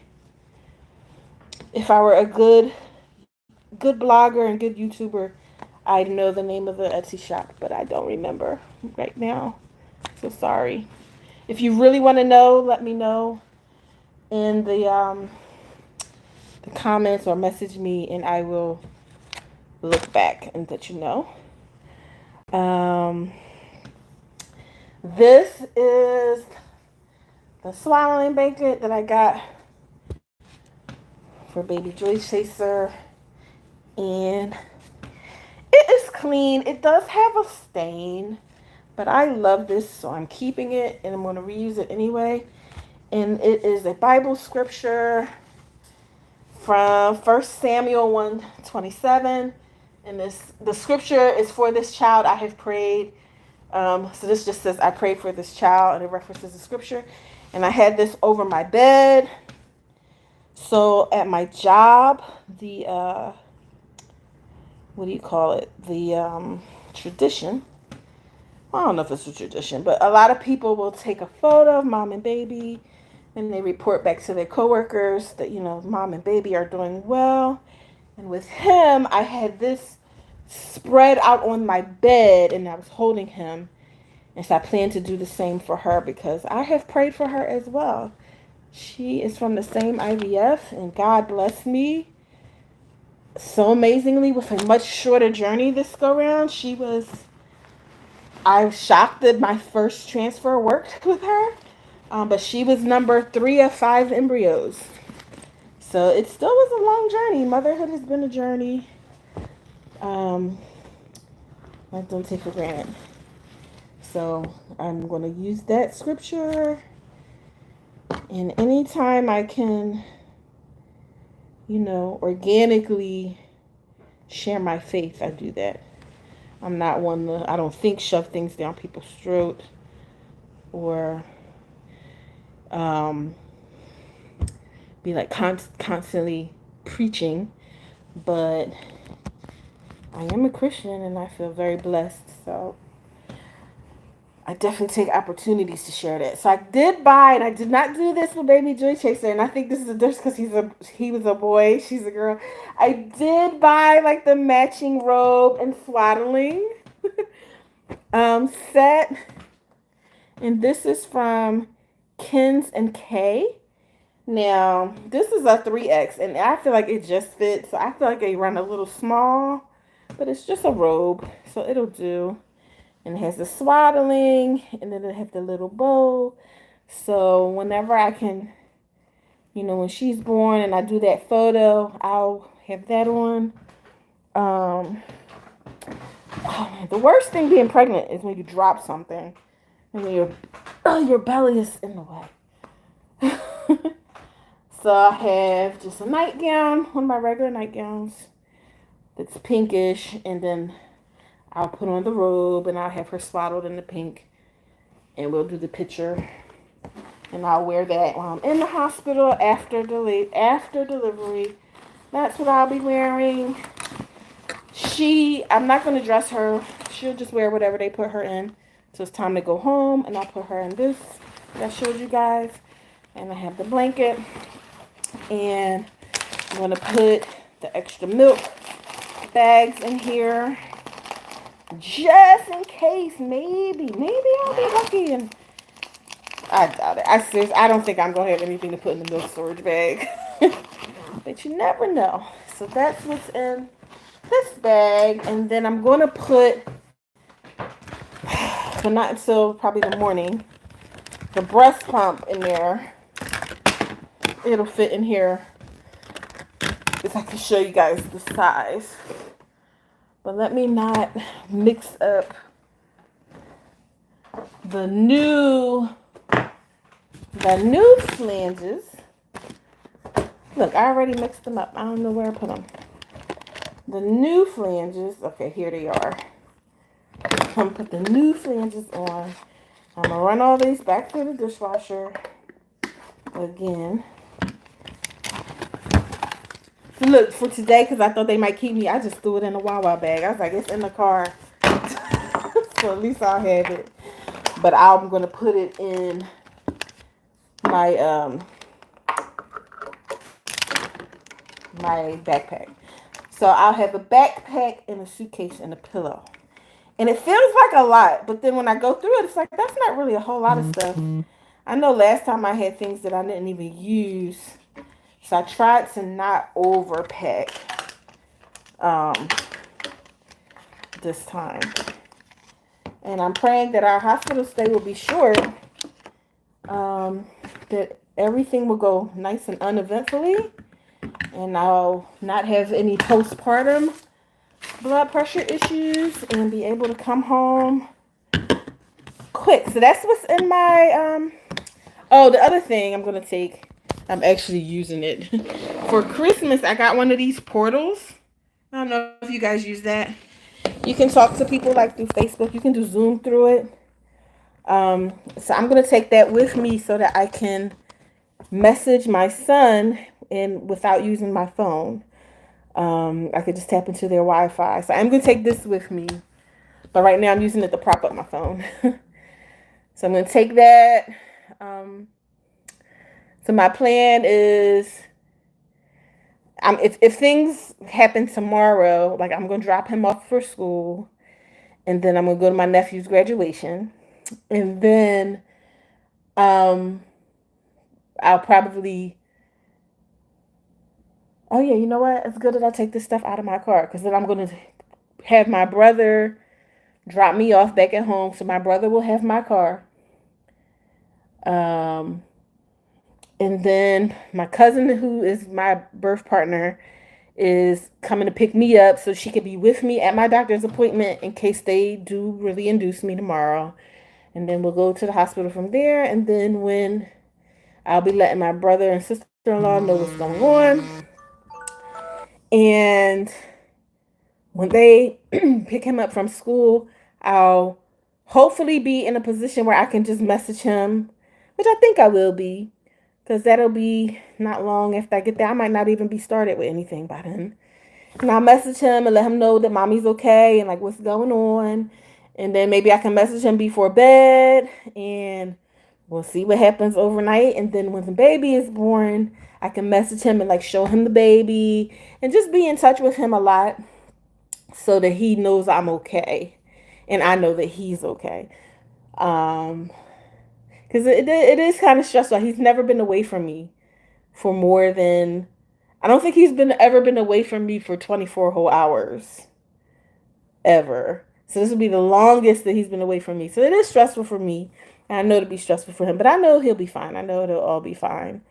But that's kind of my plan. So I'm going to take this portal, and then I'm going to use it to also probably message some other family members. So that brings me to the last thing. This has been such a long live. I don't know, do they cut you off? I've never been. Well, I did do a live longer when we did our chat with the other single mom by choice. I felt like we were on that live for like 3 hours. Tamika, that was like a couple years ago. That was like in the beginning of the pandemic.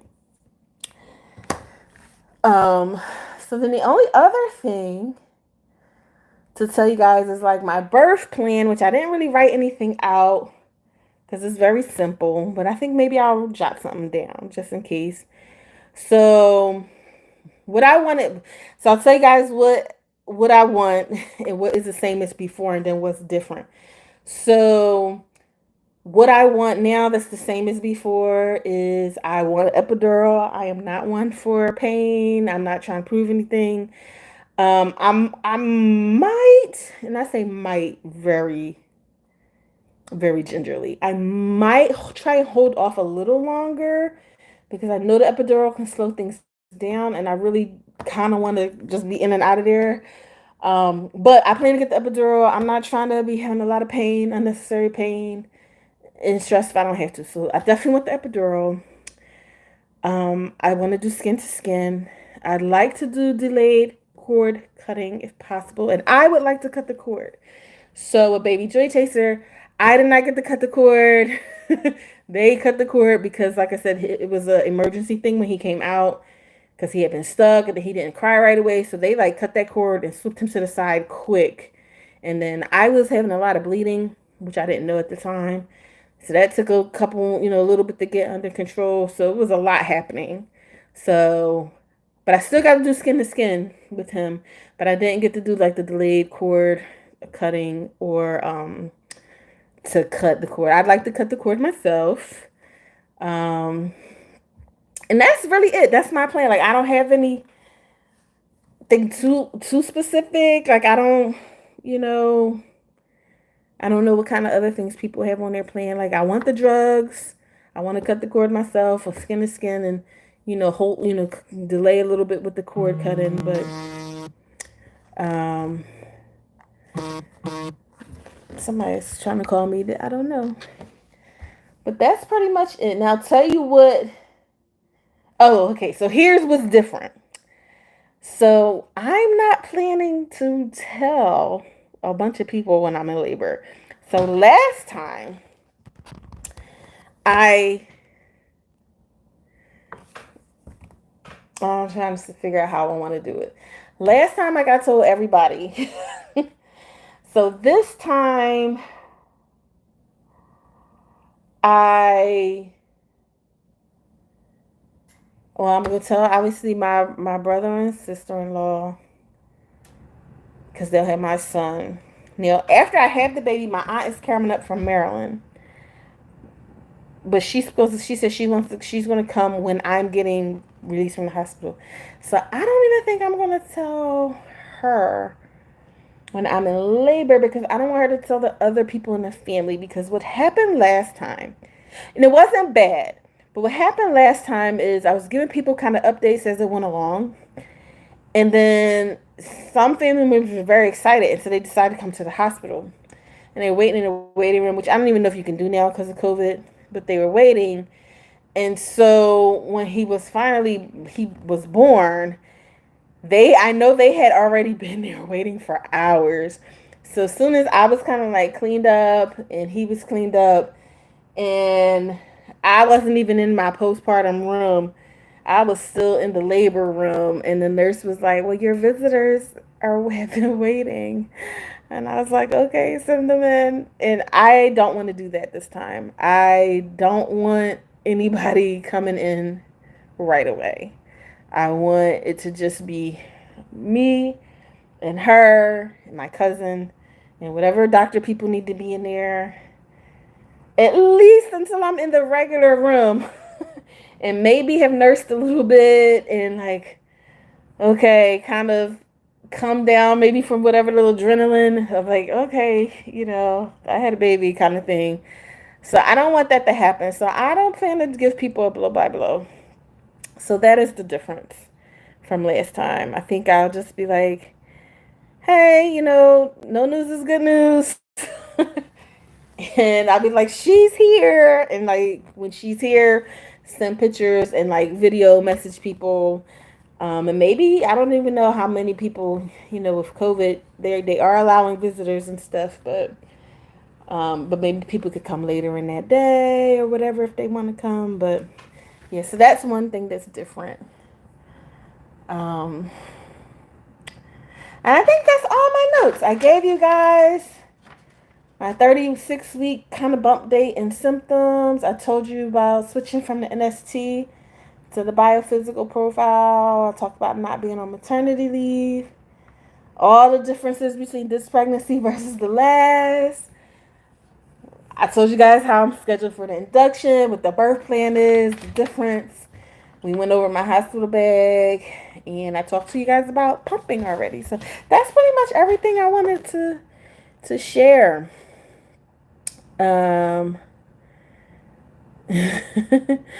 Miss Jessica Future, we talked about the shoes. She said she definitely would need a size 12 or 11, and her mom is a 10. Yeah, so you might have to scout out some 12s and 13s just in case. I mean, everybody's different. I did have swelling with the other pregnancy, but not quite as much. That's a great stash of formula. Her goddaughter is the golden can from Infamil, and it's expensive. Yeah, and that's the other thing. Like, I don't even know what, if I do end up using the formula, what she'll take. I just remember my son using the blue one when he was an infant, and then when he was bigger, I was switched to the Gentle Ease, which was the purple. So from Infamil. So I don't know. That's another reason I'm like, stop buying, because who knows.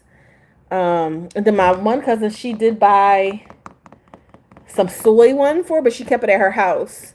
And I said, well, that's good to have just in case that this baby can't have that I have that soy as a backup one. But if not, and then whatever is not used can be donated.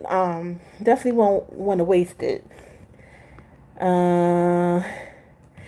Miss Jessica says her mom leaked milk from 7 months until after she had her baby, and she had overseas. So yeah, I never leaked at all. I never leaked before pregnancy. I nursed baby Joy Chaser. Well, I pumped. I exclusively pumped for 9 months, and I never leaked one single time. Like I never made enough to even leak. I don't even know what letdown feels like. Like people say, like, oh, and, So I'm really hoping to have a better experience this time because I'm going to get off to a better start. And I know the things that happened in those first few days set the tone, and I didn't know that before. So, and I kind of am hoping to keep the lactation people away because they were not helpful, the ones in the hospital last time, unfortunately.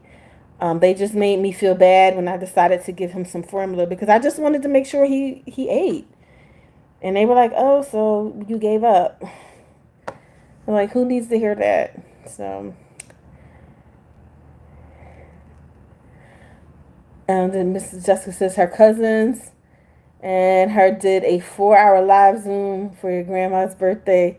Then they cut it off. Okay, well, I definitely can't be here for 4 hours because I have to go get baby Joy Chaser from daycare soon. Well, not soon, but like I have to get him.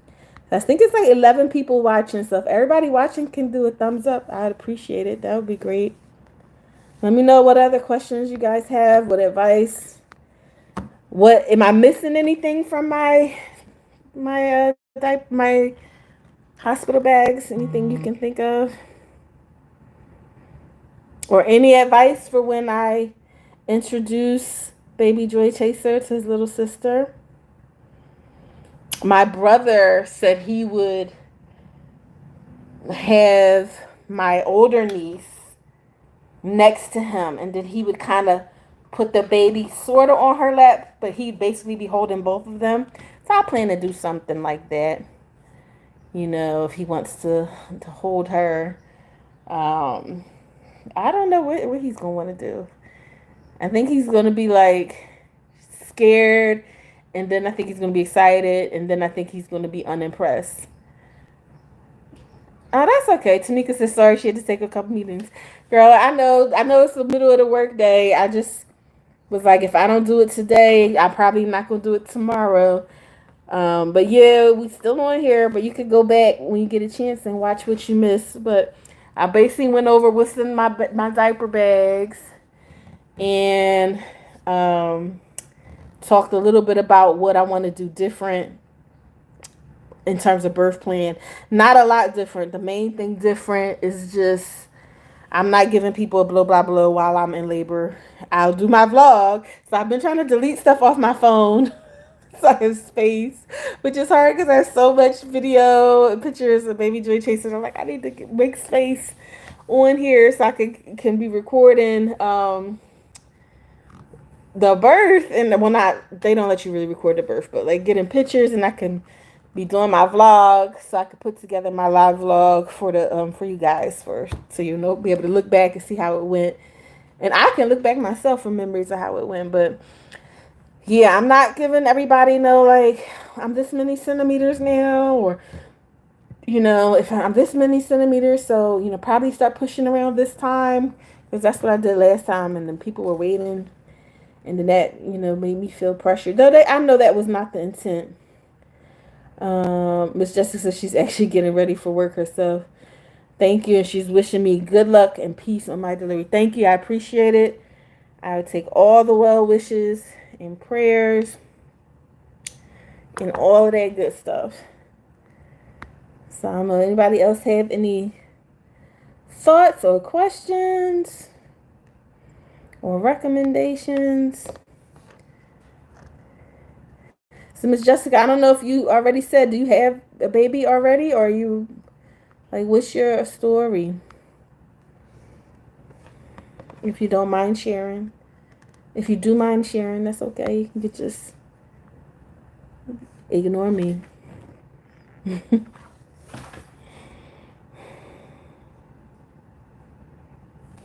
I got my eyebrows done the other day, but I don't think she really did that good a job. I don't know. They don't really look shaped. They just look I don't know, regular. They don't look like they're defined at all.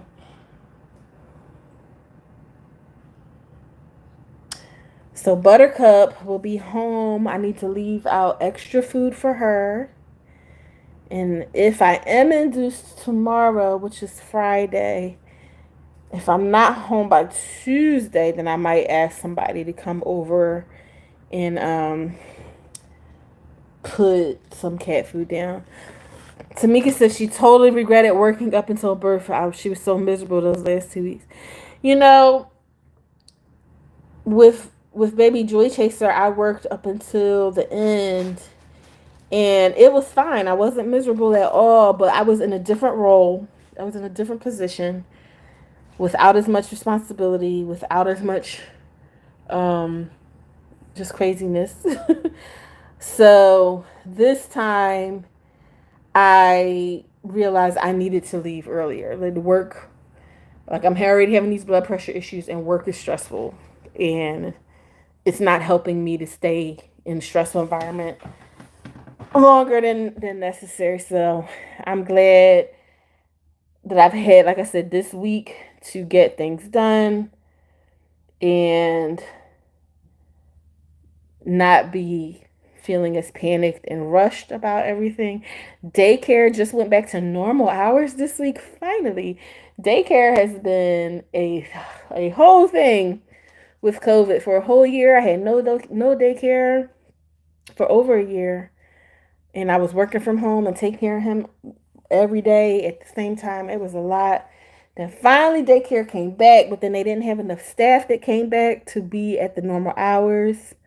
So they literally just this week came back to regular hours, which is such a blessing because it makes it easier to make it easier on my brother and sister-in-law to drop him off before they go to work and pick him up when they're off. Um, so so I'm so glad that happened. But taking this time off was the right thing. It was definitely the right thing to do. And Tamika says she had horrible carpal tunnel. Oh, you type every day. Yeah. I didn't. That is one thing I had with baby Joy Chaser. I thought I had carpal tunnel, but I ended up having something different. I forgot what it was, but it was still like an inflammation, like in the wrist. And I had went to the acupuncturist, and she was like, "No, I don't think this is carpal tunnel. I think this is whatever, whatever." And she gave me, she put the needles there and stuff, and then she told me some exercises to do, and it really helped. But that was last pregnancy. I didn't have any of those issues. But I don't know if you were on, Tamika, when I got up to go get the Ziploc bags to put in my hospital bag. My left knee, whenever I've been sitting for a long time, gets so like tight, and I was like, oh. So that's another thing, like being pregnant, it really do affect your whole body. Like it is not just the tummy. But I'll tell you one thing that I've enjoyed being pregnant is, so I have flat feet, and I have issues with my feet where I'll get plantar fasciitis, where that ligament gets too tight under there. And one of the things where you got to be careful because you could hurt yourself is the pregnancy hormones loosen up all your ligaments, because really they need to loosen up everything so the baby can come out. So I have not had foot pain, that kind of foot pain, since like week 4, week 5.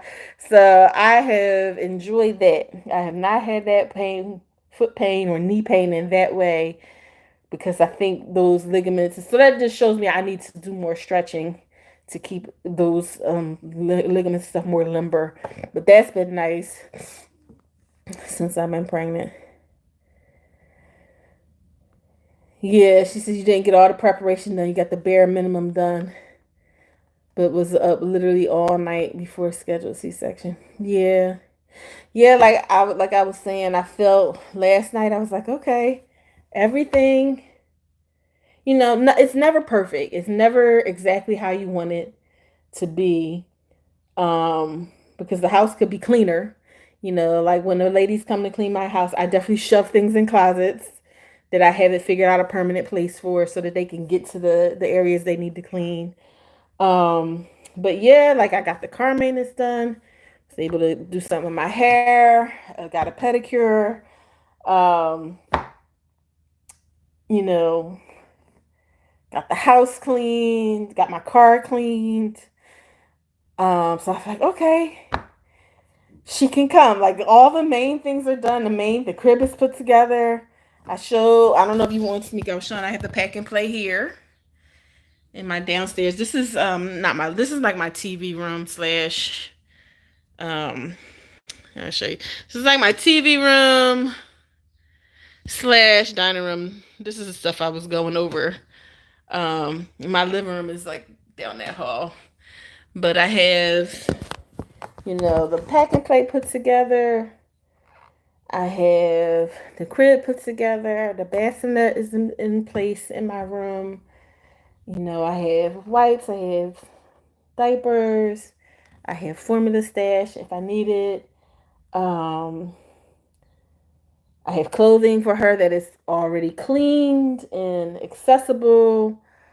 Um, like mostly I'm ready. Like okay, I feel okay. Like I don't feel like it's gonna be a disaster, or that like when we come home, my aunt's gonna have to get here and like clean my house, or anything like that. I will say, I am nervous about my aunt coming. I So my niece moved out almost a year ago. Um, Actually, no, not almost a year ago. She moved out like in September. So what's that? About 9 months ago. Yeah, I guess that's almost a year. So, you know, having her live with me was not easy because I don't enjoy living with people, which I knew since college. And then, my aunt comes. I haven't, this is like a parental figure, right? So I've not lived with a parental figure since my mom passed away. And even then, that was my house, like, and it was a duplex, like we had our own space, like, so I've not shared space with another adult, like adult, ever. So I'm a little nervous about that. And then, um, like sharing the TV and, you know, the way that I manage my son is, um, I think a little different than how people manage their kids. My cousins are older than me, so they're like mid 40s, right? So I'm pretty sure I raised him a little different than they were raised, almost 50 years ago. So I'm a little nervous, but I'm appreciative that she's willing to come and stay because no one else volunteered to do that. And I know I will need extra hands helping me, helping me with him, at least initially, just to see what the rhythm is. Because I know, like I was saying in the beginning, he's independent about some things, but then some things he's not. So, just someone who can go into the kitchen and, you know, make some cheese and crackers for him, and I don't have to get up, or help him supervise him getting dressed, and I don't have to get up. I think that'll be nice. For a week or two. But I am a little nervous. This is different. This is very different for me. I am, pretty independent. So, did I set myself up with a caddy for those nighttime diaper changes? Yes. So what I have is, so for down here, everything is by the pack and play, and then I have a bassinet. And then I have a caddy that has wheels on it that I traded with another mom when I was pregnant.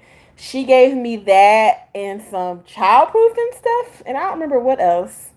when I was pregnant, and I gave her my bike that I had not ridden in years in my bike rack. But it has wheels, so it'll be able to roll. So if my aunt takes her for like a couple hours or something in the morning, she can roll that caddy into her guest room as well. So yes, I do have a caddy in my room for that. And then in the I now my phone is about to die shortly, but I will show you. I will do a quick tour and a bump shot, and then that'll be it. But for now, I have her. I don't have her set up in her own room yet. She's gonna be with Baby Joy Chaser in his room. Like, well, she'll be with me initially, but then eventually she'll go in there with him until that doesn't make sense. And I don't know what point that is. I give you a bump shot. Now the house just got cleaned, and Baby Joy Chaser already got soap splashed on the mirror. So you kind of see. There she is. Trying to not like, how do I get a good shot? There we go. So she's out there now, no mistaking it. But you can see very low. Like with him, I felt like I showed more up here, but she's been low the whole time. So I don't think there'll be like a oh, there's Buttercup. You gonna lead the way? Now I didn't make my bed today, so don't judge me, guys. But the house is actually pretty clean for a change. So this is their room. He got bunk beds. And her crib on this side. And then there's a changing table over there. Y'all can hear him out of breath from those little bit of steps. And then my guest room is here. And that's like set up, ready for her. I never put together the swing, but I didn't use that for him until he was a little bigger. And then my room, this is Buttercup's room. She likes to be in a box. So her cat bed's in here. And her little tunnel. And then my room. Look how I have my bed elevated with my foam roller because of the swelling. Trying to keep my swelling go down. And I have the halo. And then that's the caddy. It has wheels on it. So, yeah, pretty much I think good to go. All the clothes. I still had a little tub. I need to clean that from him that I can put her in. Like in the sink. And I think we're pretty much good to go.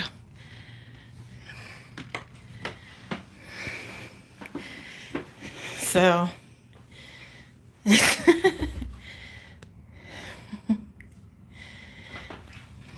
me see.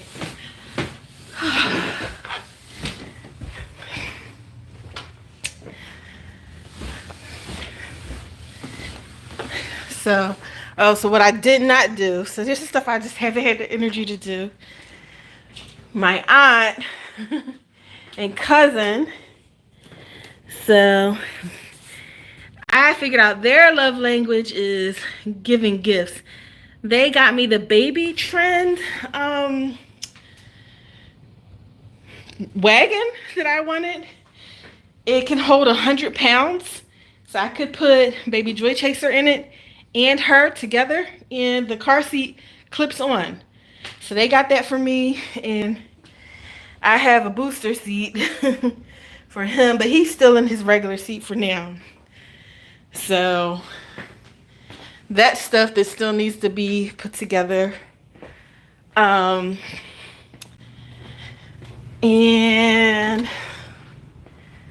the only other thing,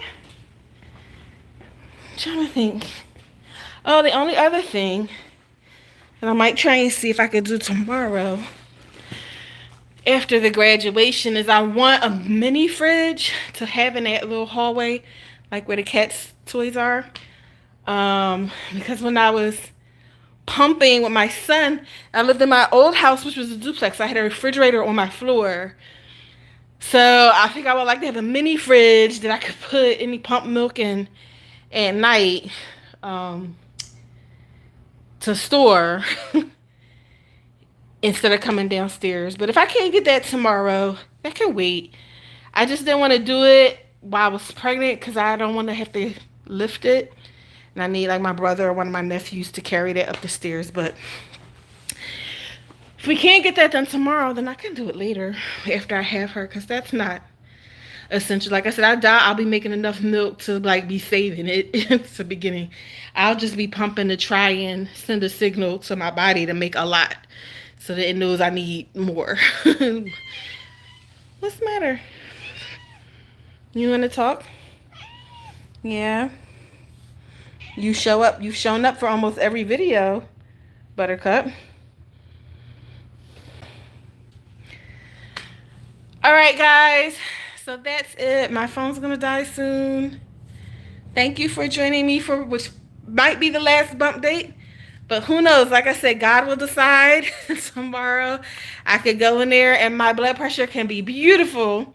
And then they'll just stick with the 15th. And then, I either will or will not have time over the weekend to hop on and let you guys know. But if things go how I think they're going to go, tomorrow I'm ready. I'm ready for her to come. I'm ready to not be pregnant anymore. Excited to see what she looks like. So we got to pick the name. So I'll tell you, I'm thinking that her online name, I think I'm going to end up saying Baby Sister Joy Chaser, because that's what I keep thinking. Because I'll be like Baby Joy Chaser and Baby Sister Joy Chaser. So I don't know. But you guys gave me some suggestions before. Maybe I'll put up like an official poll and we'll see. But I think I'm going to be like, and Baby Sister Joy Chaser or Little Sister Joy Chaser, something like that. Because that's what just comes to mind. But I'm excited for y'all to see her and to no longer be pregnant. And to be on the other side of labor and delivery and having both my kids home with me outside my body and getting used to our new normal. So thank you all for watching. Let me see, any last thoughts you guys had?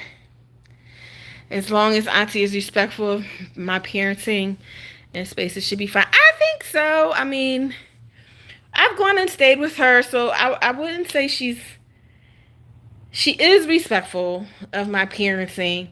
Just like certain things I haven't articulated. Like I am going to write out some notes like for taking care of him.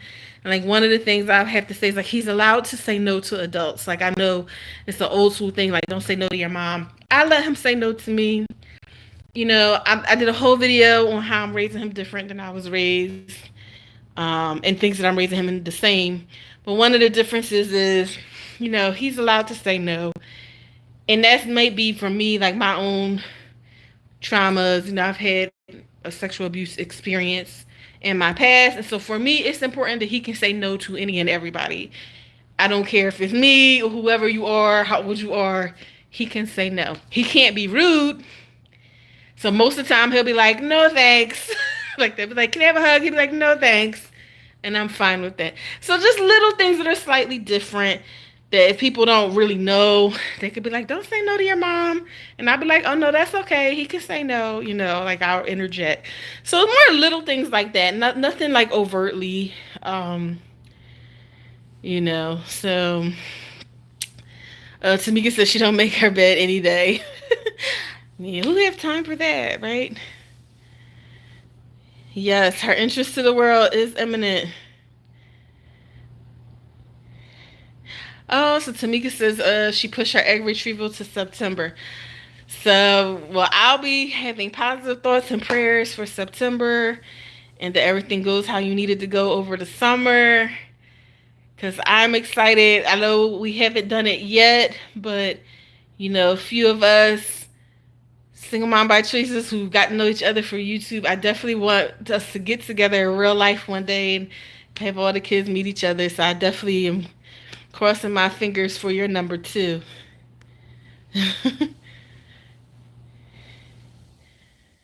Yes, yes. Tamika says she hears me. She does. Baby G say no as much as he wants. However, he still needs to do what I say. Yes, and so sometimes, like I'm learning too, that like sometimes I have to be clear what is like a request versus a question. Like I'm like, okay, you do blah blah blah. He'll be like, no thanks. It's like, oh really? That's not a question. I'm like, okay, I need you to do X Y Z.